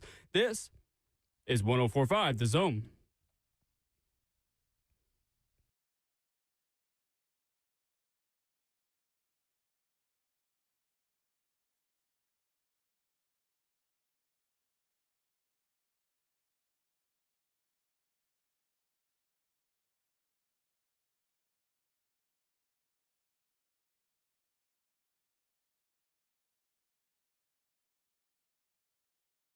RKW 104.5 The Zone rolls into the fourth and final hour and the middle of your week. Hope you're having a wonderful Wednesday, and I hope we can make it a little bit more wonderful for you this morning. Ramon Foster, Will Bowling, Justin Hawkins is our producer, as we are joined in studio this morning by the executive producer of Titans Radio, the one and only Rhett Bryan. Rhett, how are you? I'm great. 4's up. Fourth hour. Here we go. Fourth quarter, fourth hour. That is absolutely right. Happy NFL schedule release day to all who celebrate. You know, and the NFL so smartly has made themselves a year-round proposition, which, smart. Because, if you remember, the schedule would come out just before the NFL draft, not that many years ago. And just you can hear the anticipation and the buzz, not just with Titans fans, but Titans of the league in general about, I just want to know when and where. And I'm like, yep, it'll happen. Just give it a second. It'll happen. And you've had some interesting conversations about that this week about, I liked your theory about, New England maybe being a primetime game because of the return of Mike Vrabel or whatever. We're going to see. I don't know how many primetime games outside of the Thursday deal they get, just because, they have a very favorable schedule because they had the worst record in the league and finished, as having the first overall pick. Those are the benefits of those. And the other part of it too, when you're playing the AFC West, and I know we're going to dive into this hour, but because of that, you've got two of the LA teams coming here. You're going to have some 305, 325 kicks. Oh, yeah. Because of time difference anyway. I mean, and then, of course, Jordan Schultz has already leaked the one last night about, because I sent that to you guys as soon as I saw it. About Sunday, September the 7th at Mile High at Denver. Titans and Broncos with a 305 central kick, I think. That's right. Yeah. Yep.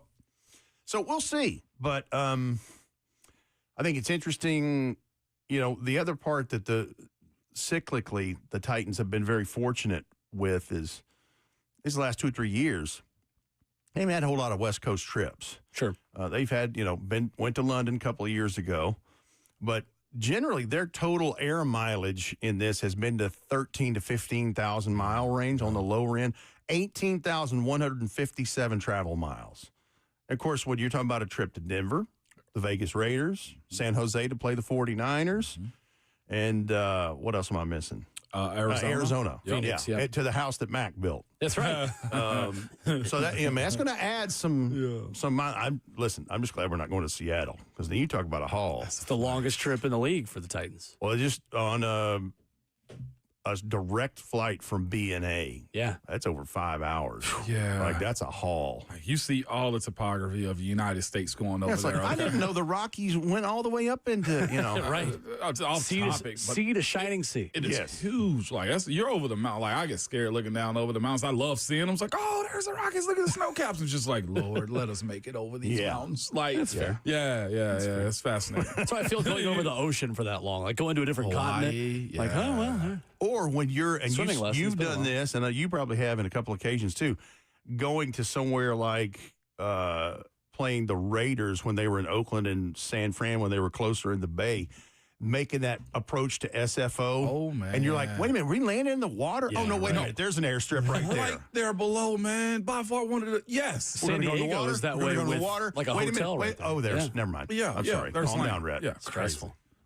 Did you Crazy. want, because they released them already, Rhett, on your end of things, did you want an international just yet?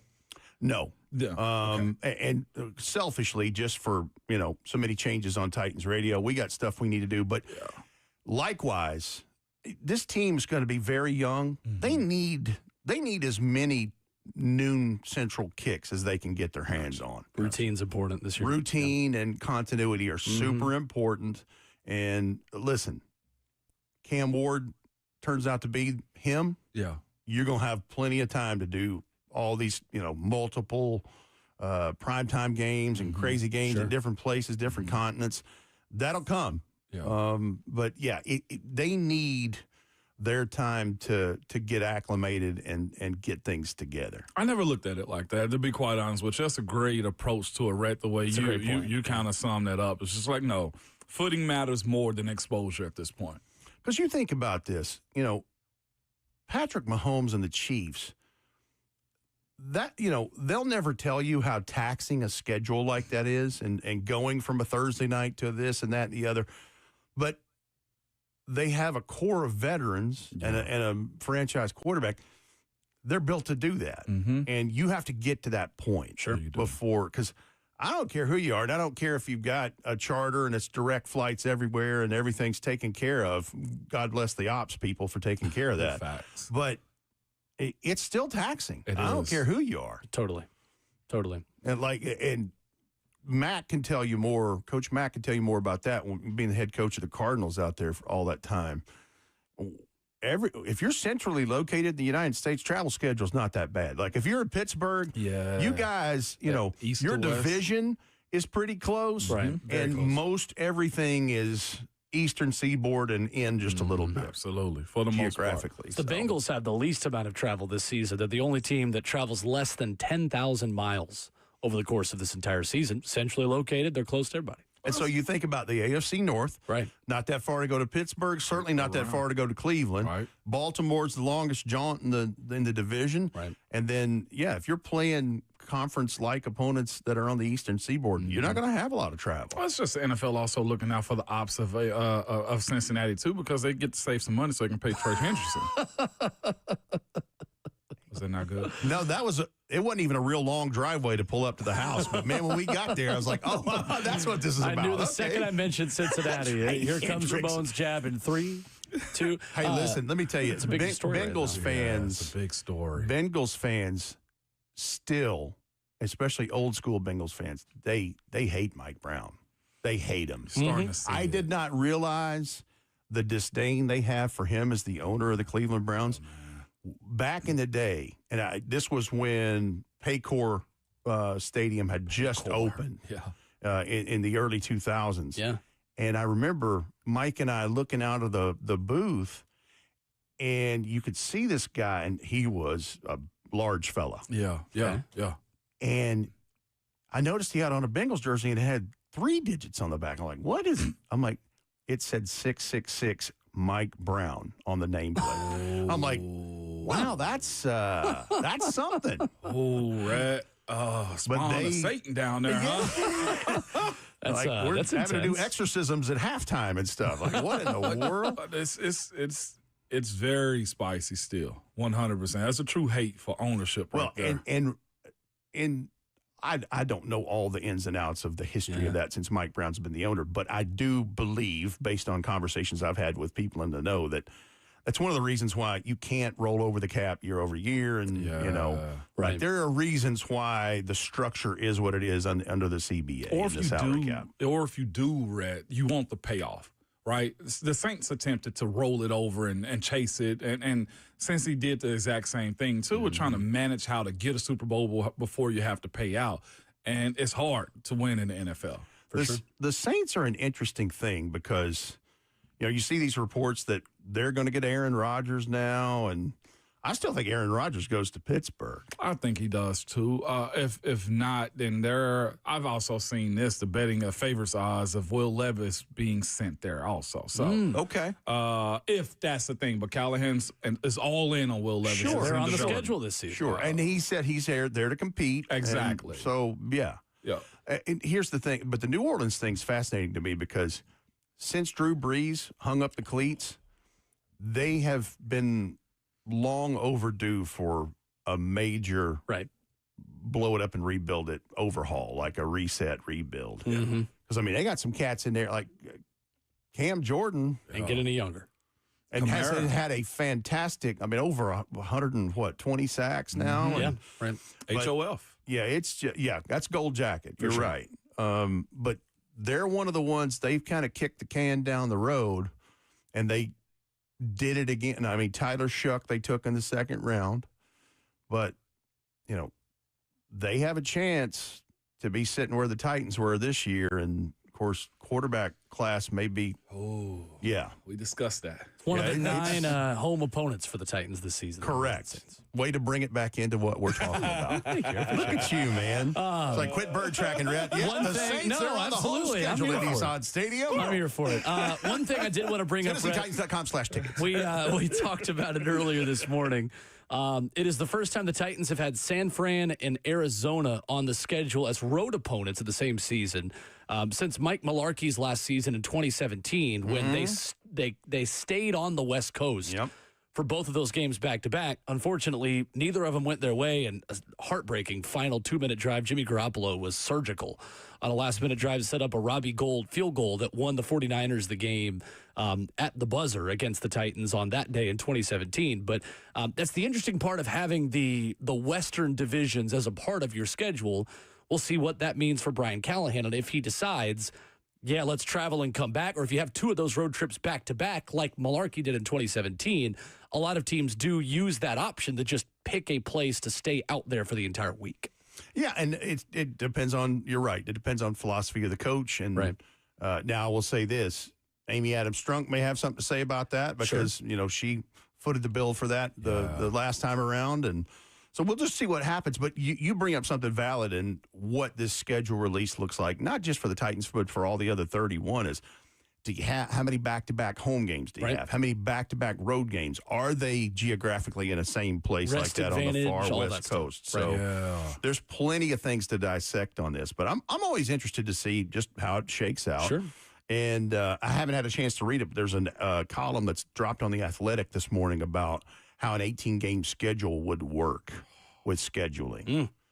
So I think it's called 1816 is what it's called. I thought it was another prequel to Yellowstone. So I was like, well, what are we doing? 1883, 1923, and 1816. Compromise. Interesting. Rhett Bryan in studio with us. Coming up, we're going to go through over the next couple of weeks with Rhett the draft classes of teams on the Titans schedule. In 2025, the Titans play the AFC West. We'll go through those 4 draft classes, how those teams have adjusted and adapted through this offseason coming up next.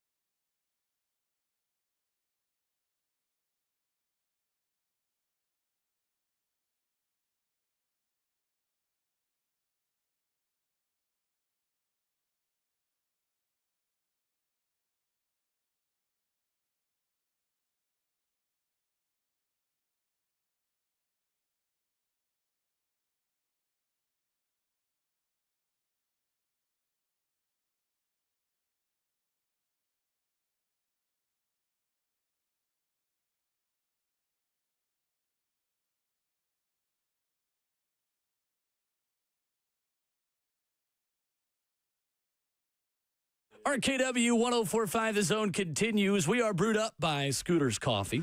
Visit a locally owned location this morning. They are all around you in Middle Tennessee. Rivergate, Smyrna, Brentwood, White House, or Mount Juliet. Amazing people, amazing drinks, amazingly fast. Rhett, Bryan in studio, closing out a show that has gone amazingly fast this morning on 104.5 The Zone TV. So, Rhett, this morning we are looking at the AFC West draft halls, considering the Titans will play every member of the AFC West. Of course, schedule coming out tonight at 7 p.m. It feels apropos to begin with the defending AFC champions. Let's start with the Kansas City Chiefs, right? Who are at home here against the Titans at Nissan Stadium. That's right. And, so Kansas City, 15-2, AFC championship, as you mentioned.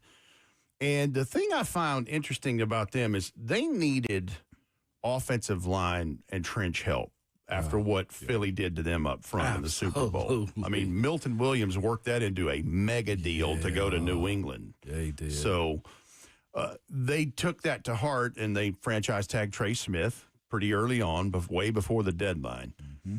But I was surprised they didn't, do more in the free agency or the draft market, as a matter of fact. They did bring in Jalen Moore from the 49ers, and they shored up the quarterback room. They bring in Gardner Minshew to back up Patrick Mahomes. Bailey Zappi also comes in. And they got Elijah Mitchell on a one-year deal, former 49er. Right. But so when you look at what they did on the offensive line, Trey Smith and then Jalen Moore, and then you look to the draft, and they had a nice draft.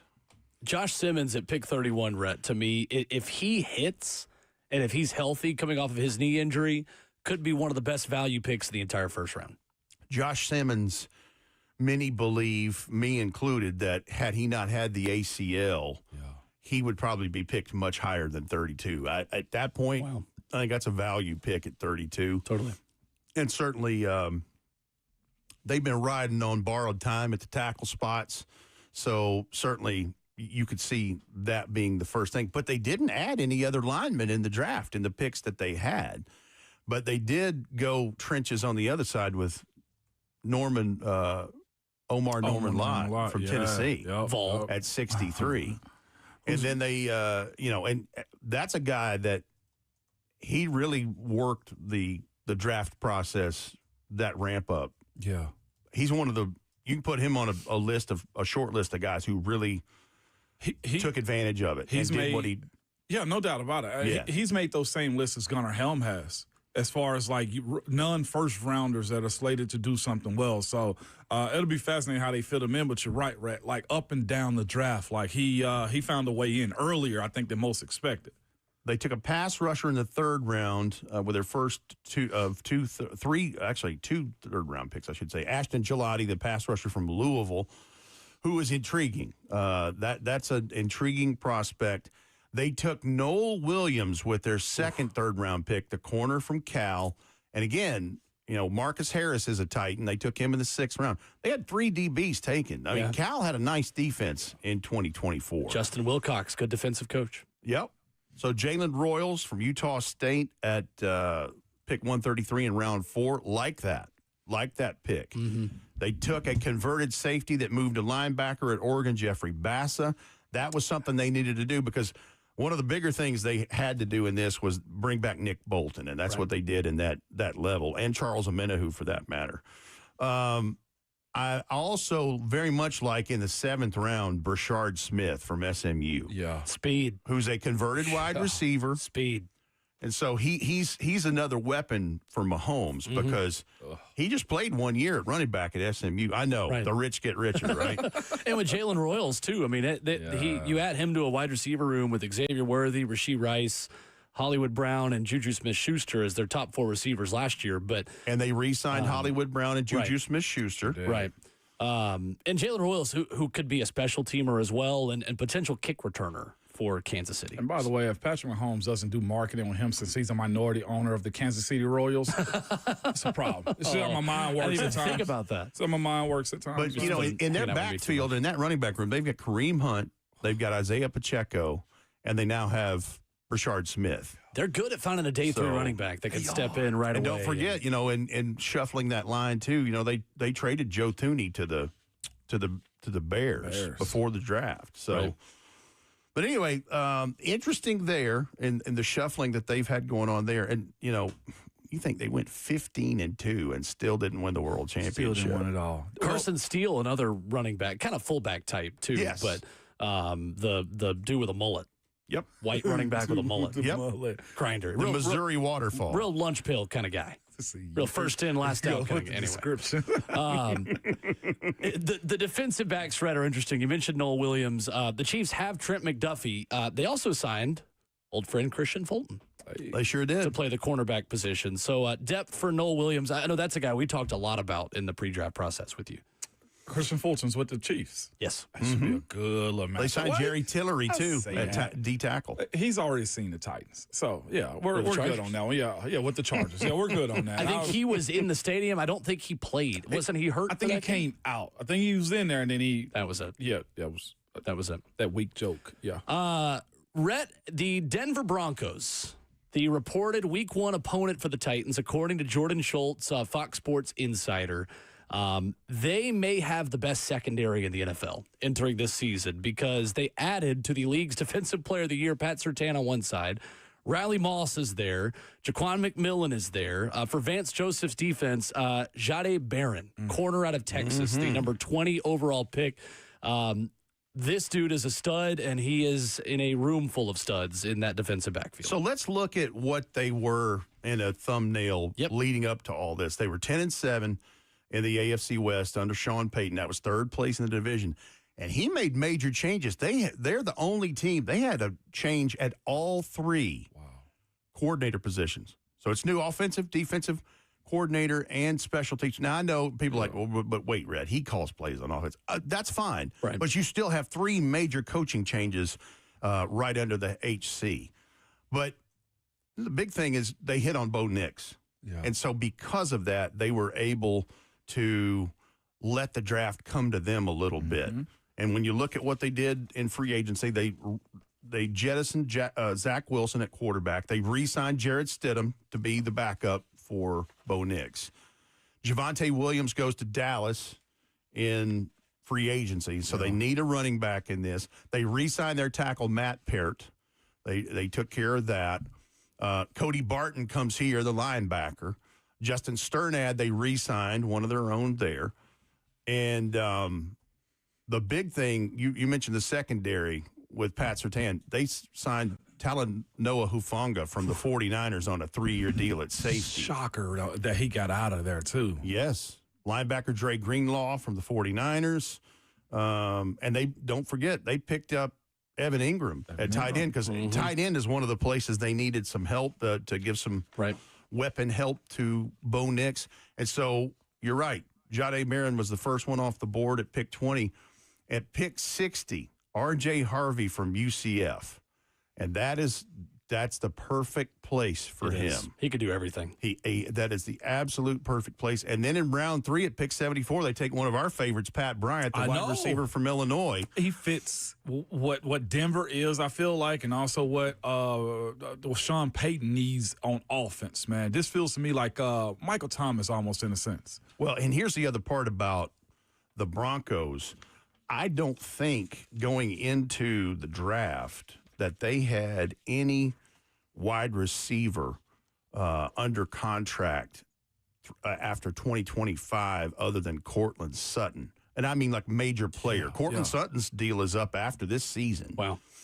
So that was something they needed to address. And then Savion Jones, the defensive end from LSU. Q Robinson, the linebacker from Alabama. Those are Broncos-type picks, without a doubt. Then they took a punter. They took Jeremy Crawshaw, the punter from Florida, in the 6th round. So his punting average just went way up, way mile high. And he had good numbers coming out of Florida, too, by the way. 45.7 yards per punt last season. Exactly. And then Caleb Lawner, the tight end from Utah, with their last selection. But so you looked at what they did in free agency, and then they were able to kind of let the draft come to them with a winning record and a guy going to year 2 at quarterback with Bo Nix. So, they were able to that's an intriguing deal there. Now, clearly, they have an emphasis on defense because they're in that AFC West division, and you have got to try to stop guys from scoring points, and that's what every one of these things are about with this division we're focusing on. That's the reason the Titans got speed in Chimere Dike, a guy that ran 4.32, and, big, fast physical is what they've been looking for because they know they got to, score more than 18 points a game. Yeah. And they got to try to stop some things. So Caleb Launer, the most recent example of you football people just taking a good basketball player and just making him a football guy. I mean, it's crazy how people in the NFL binoculars are out. Guy's an athlete, football player. Last time you played football? Huh? That's the question you asked. Played in a while. Also a guy who started his career as a basketball player at BYU and then transferred to Baylor and then transferred to Utah. It's like going from Tennessee to Alabama, going BYU to Utah. Anyway, 7th-round pick tight end. I'm rambling 15 spots on the NBA roster. That's true. 53 on the NFL. That's true. Rhett, the LA Chargers. My goodness. One of my favorite draft classes, I think, of the entire process. And, I mean, Jim Harbaugh has a type. He really does. He does. And he filled that type again with a number of these picks, starting with another running back, Omarion Hampton, at a UNC, big guy who can catch, who can do everything. He is a perfect fit for the Chargers. Well, and not only that, let's back up a second. They brought in Najee Harris on a 1-year deal for like 5.5 or whatever. So I mean, they've got some stuff in that backfield, which is something clearly they needed to work on and keep going because they've had good backs out there. Right. I mean, Austin Eckler caught 1 million footballs from all of them from Justin Herbert. But, I really, when I look back and went back last night and looked at their draft class, I'm like, golly, that really was solid because they take Omarion Hampton there at 22, and then at 55 in round 2, Trey Harris, wide receiver from Ole Miss. Liked them. Yeah.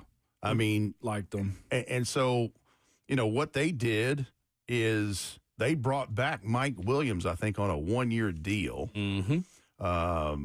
But they needed some, and Quentin Johnston is a guy that's going into year 3 from TCU, is a big receiver. But I really like that selection for them. I hate it for the Titans because they're going to have to play them. But in round 3, Jamari Caldwell from Oregon. Now, the other D lineman from Oregon got all the love. Yeah. And it's already drafted. I've already forgot his name. But anyway, you know who I'm talking about. Yeah, absolutely. Let me look at that. I'll effort it. Efforting. Efforting. Derek Harmon, Steeler. Derek Harmon. I knew that. I'm tripping. That's but amazing. Jamari Caldwell was the guy that, like Cam Ward, 0-star recruit, went through JUCO, Hutchinson Community College, Hutchinson, Kansas. Hutch yeah, is he went very to known. Hutch. Yeah, 100%. Ends up going to Houston, but plays his last year of eligibility with Oregon. Now, didn't have all of the production numbers that he did at Houston, but he is a load, 6'2", 332. Yeah, you talk about a stuffer now. It's moving, right? A run stuffer. And then they took a pass rusher in Kyle Kennard from South Carolina, who's a big dude. So good. But I'm going to tell you something else. As much as you like Trey Harris, they took Keandre Lambert-Smith from Auburn. Yeah. That ain't an empty chair, guys. Absolutely not. That's something. Aronde Gadsden II, the tight end from Syracuse. Took a guard, Branson Taylor from Pitt. R.J. Mickens, corner from Clemson. But it took a couple of cornerbacks there in the 6th and 7th round. But, yeah, I liked what they did there. And, listen, Justin Herbert, people say, well, he's not an elite quarterback. Well, he's a dang good one. Yeah, he is. I'll take him. Let's stop that right there. But, they re-signed Taylor Heineke to back him up. Gus Edwards is gone in free agency. Josh Palmer went to Buffalo. They re-signed Jalen Reagor, so there's the other receiver they've got in there. And they had to do this. They re-signed Bradley Bozeman, the center. They had to do that. Tierre Tart re-signed with them, as a matter of fact. It's good for him out there. Yeah. Yep. Also, as an undrafted guy, I was a little shocked he did not get drafted. It's maybe because I saw him and what he turned into later in the season. But Rocket Sanders, running back out of South Carolina, don't understand how he went undrafted, but his style as far as being a big back, a bruiser, fits exactly what Harbaugh would want to do. Yes, 100%. Sure. I just saw him later in the season at South Carolina get busy, and so I thought he had an opportunity. Timing, measurables might not have been what everybody wanted. Sure. But what they did on offense for this, it was clear what they had, because they were held to 17 points or fewer 7 times, including the playoffs last season. So they had to do some things to up the protection and then up the weaponry and output. And then, Rhett, we have the Las Vegas Raiders, another team who will host the Titans this season. And not to skip over Ashton Genty, who does not deserve to be skipped over, but they got my guy, Jack Besh, with the 58th overall pick. Well, I can't forgive them. Let me say this, and I know we're short on time, but Ashton Genty had to be that pick because they severely missed Josh Jacobs, who they let walk in free agency and go. And did well to the Green Bay Packers. Absolutely. They didn't trade him, right? He left in free agency. That's what I thought. Mm-hmm. But yeah, 4-13, last place in the division. Antonio Pierce fired. Pete Carroll comes in. Spytek's the new general manager who interviewed for the general manager job here, and they immediately started changing things. What does he do? He gets his quarterback and Geno Smith in a trade. And they give Max Crosby the bag, keeps him happy. But they had to do some things to fortify, because between the secondary and the linebacking core, you talking about leaving mass exodus in free agency, they had to do some things. So, yeah, Jack Besh is a help right there. They took Darian Porter, the big corner from Iowa State, in round 3. Guard Caleb Rogers from Texas Tech in round 3. And then with their last third-round pick, the tackle from William and Mary, Charles Grant, who has tremendous upside. And what about old Dante Thornton? He is a Raider. Silver and black in round 4. Mm-hmm. The defensive tackle, Tonka Hemingway from South Carolina on the D-line, and then J.J. Pegues in round 6. So they fortified, that's right. He's done everything. He's a fullback, he's a tight end, he's a defensive end, he's a quarterback. Who says that big can't move, Fringe right? package, yeah. And then they take the North Dakota State quarterback in round 6 and Cam Miller. And tell me Tom Brady didn't go, hey, man, take a look at this. He's picked 222. He ain't 199, but let's take a look. Yeah, right. And then Cody Lindenberg, the linebacker from Minnesota, who had a nice career for the Golden Gophers. But, yeah, that was strange for them. They didn't do a ton of stuff in free agency. More guys left. I think it was because they were in a little bit of cap trouble there, and then the cap was much higher than what was anticipated, and so they made some moves, but just not as many as they did leading up to and into the draft. My favorite pick they had was Tommy Touchdowns. Tommy Mellott, quarterback at Montana State at 213, who is expected to shift to wide receiver. Yeah, that's right. Tommy Touchdowns. Wow. Look at you doing a little research. FCS. Well, we out here, man. Every now and then. I'm a blind squirrel that finds a nut every now and then. They also had 11 draft picks, too, by the way. Yeah, they got a full class. Yeah. They do. Well, they had, like I said, between what they had in exodus of free agency and, some trades and some things they had to, think about it. That was trades of, Devontae Adams. Like, there's some things there that they had some leftover stuff.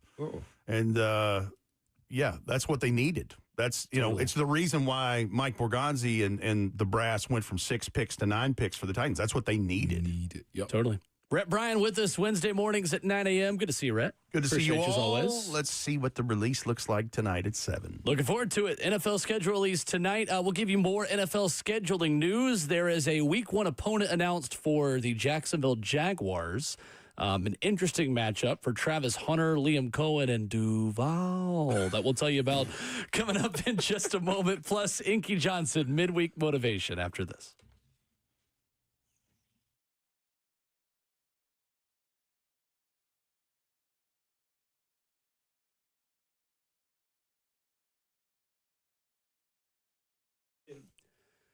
Hey, it's Will Bowling here for my friends at Brentwood Hearing Center. If you're headed to the beach or pool this summer, listen up. You might benefit from water-resistant hearing aids. Maybe you're just going to be outside more as the weather gets nicer. You're out. Wedding season upon us, cookout season, happening year-round for many of us, but especially in the warmer months. Well, if you're in crowded situations, but you're having more trouble hearing the person in front of you, you're hearing the person behind you, you're hearing the conversation happening 5-10 feet away, there's background noise, you can't make out what's going on. Well, I want to tell you about Brentwood Hearing Center. They're doctors of audiology. They have the latest hearing device technology. And yes, a water-resistant hearing aid that will help you here in those situations. Weddings, cookouts, parties, you name it. Where you find it difficult, you tell them, and they will get a fix for you. Give them a call today, 615-377-0420. Whether I'm talking about something that can help you or help that family member you know that isn't hearing as well as they used to, check them out online, BrentwoodHearingCenter.com. Or call them, 615-377-0420. That's Brentwood Hearing Center. Better hearing, better life.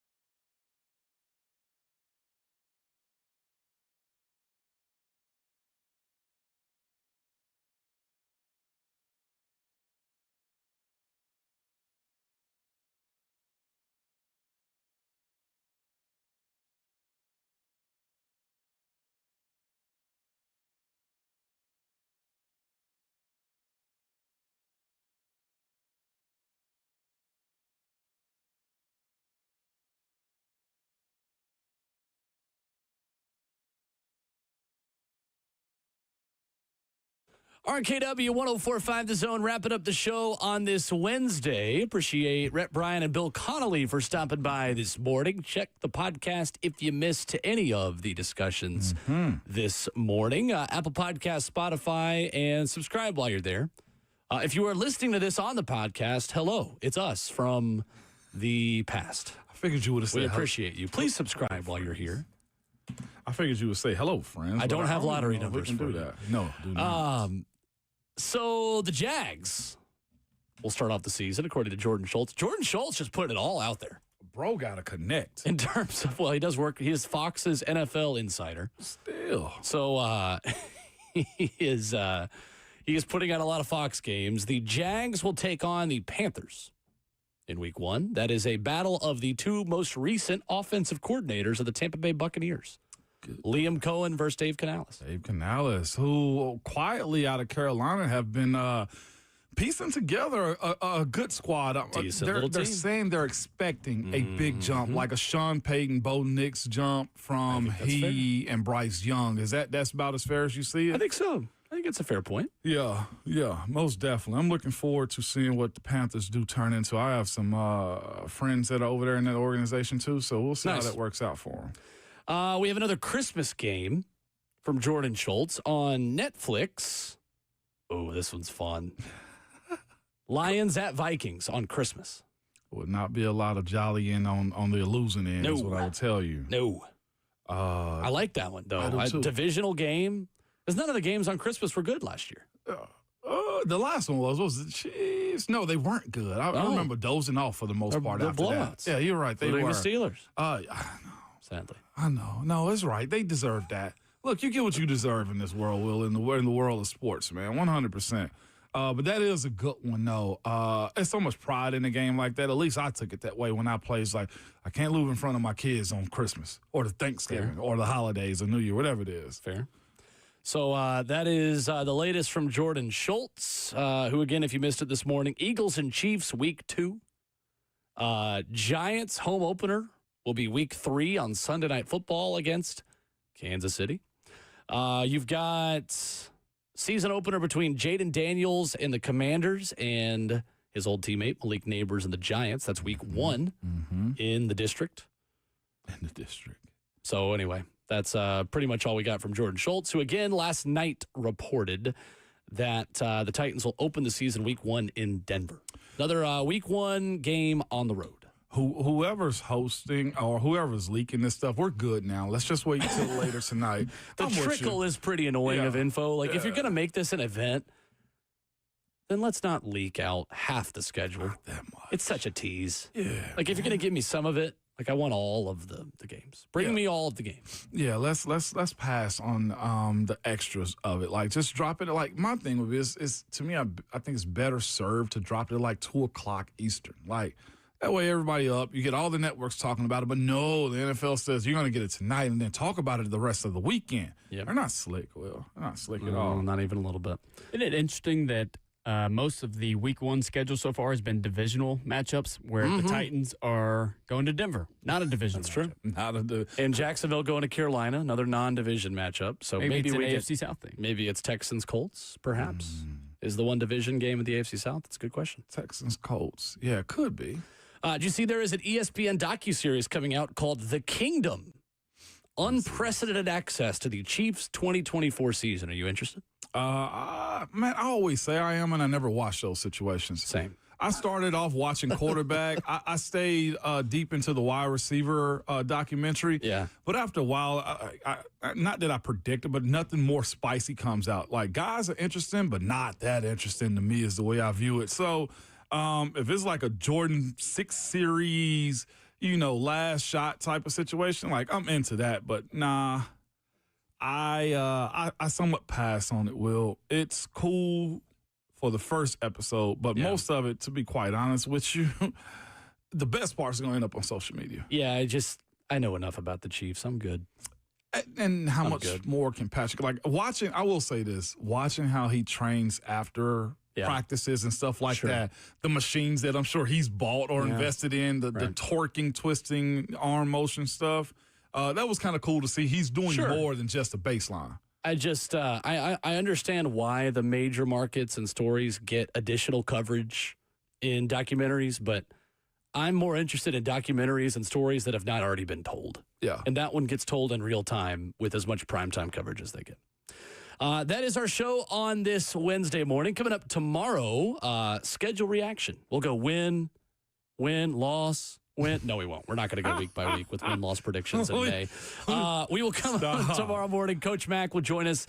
We're going to continue our SEC spring football series. Bryce Kuhn of LSU 247. Going to talk some LSU Tigers football with a full-time beat writer with boots on the ground there. That's at 9:20 tomorrow. But right now, midweek motivation, courtesy of our good friend Inky Johnson to wrap up the show. A champion is built on the other side if I don't feel like it, right?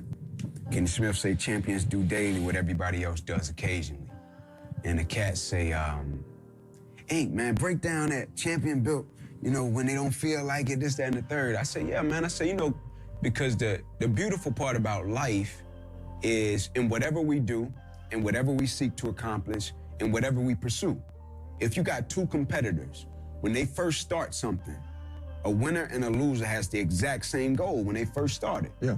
Right? But somewhere along the journey, the process, something is going to happen that's going to test your level of desire.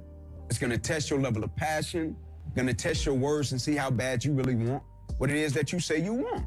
And it's going to test your preparation. And it's going to test your preparation. Absolutely. Every time. It's going to test the backstory. And it's like, on the days when you don't feel like it, like you said, are you going to be a good person when you don't feel like it?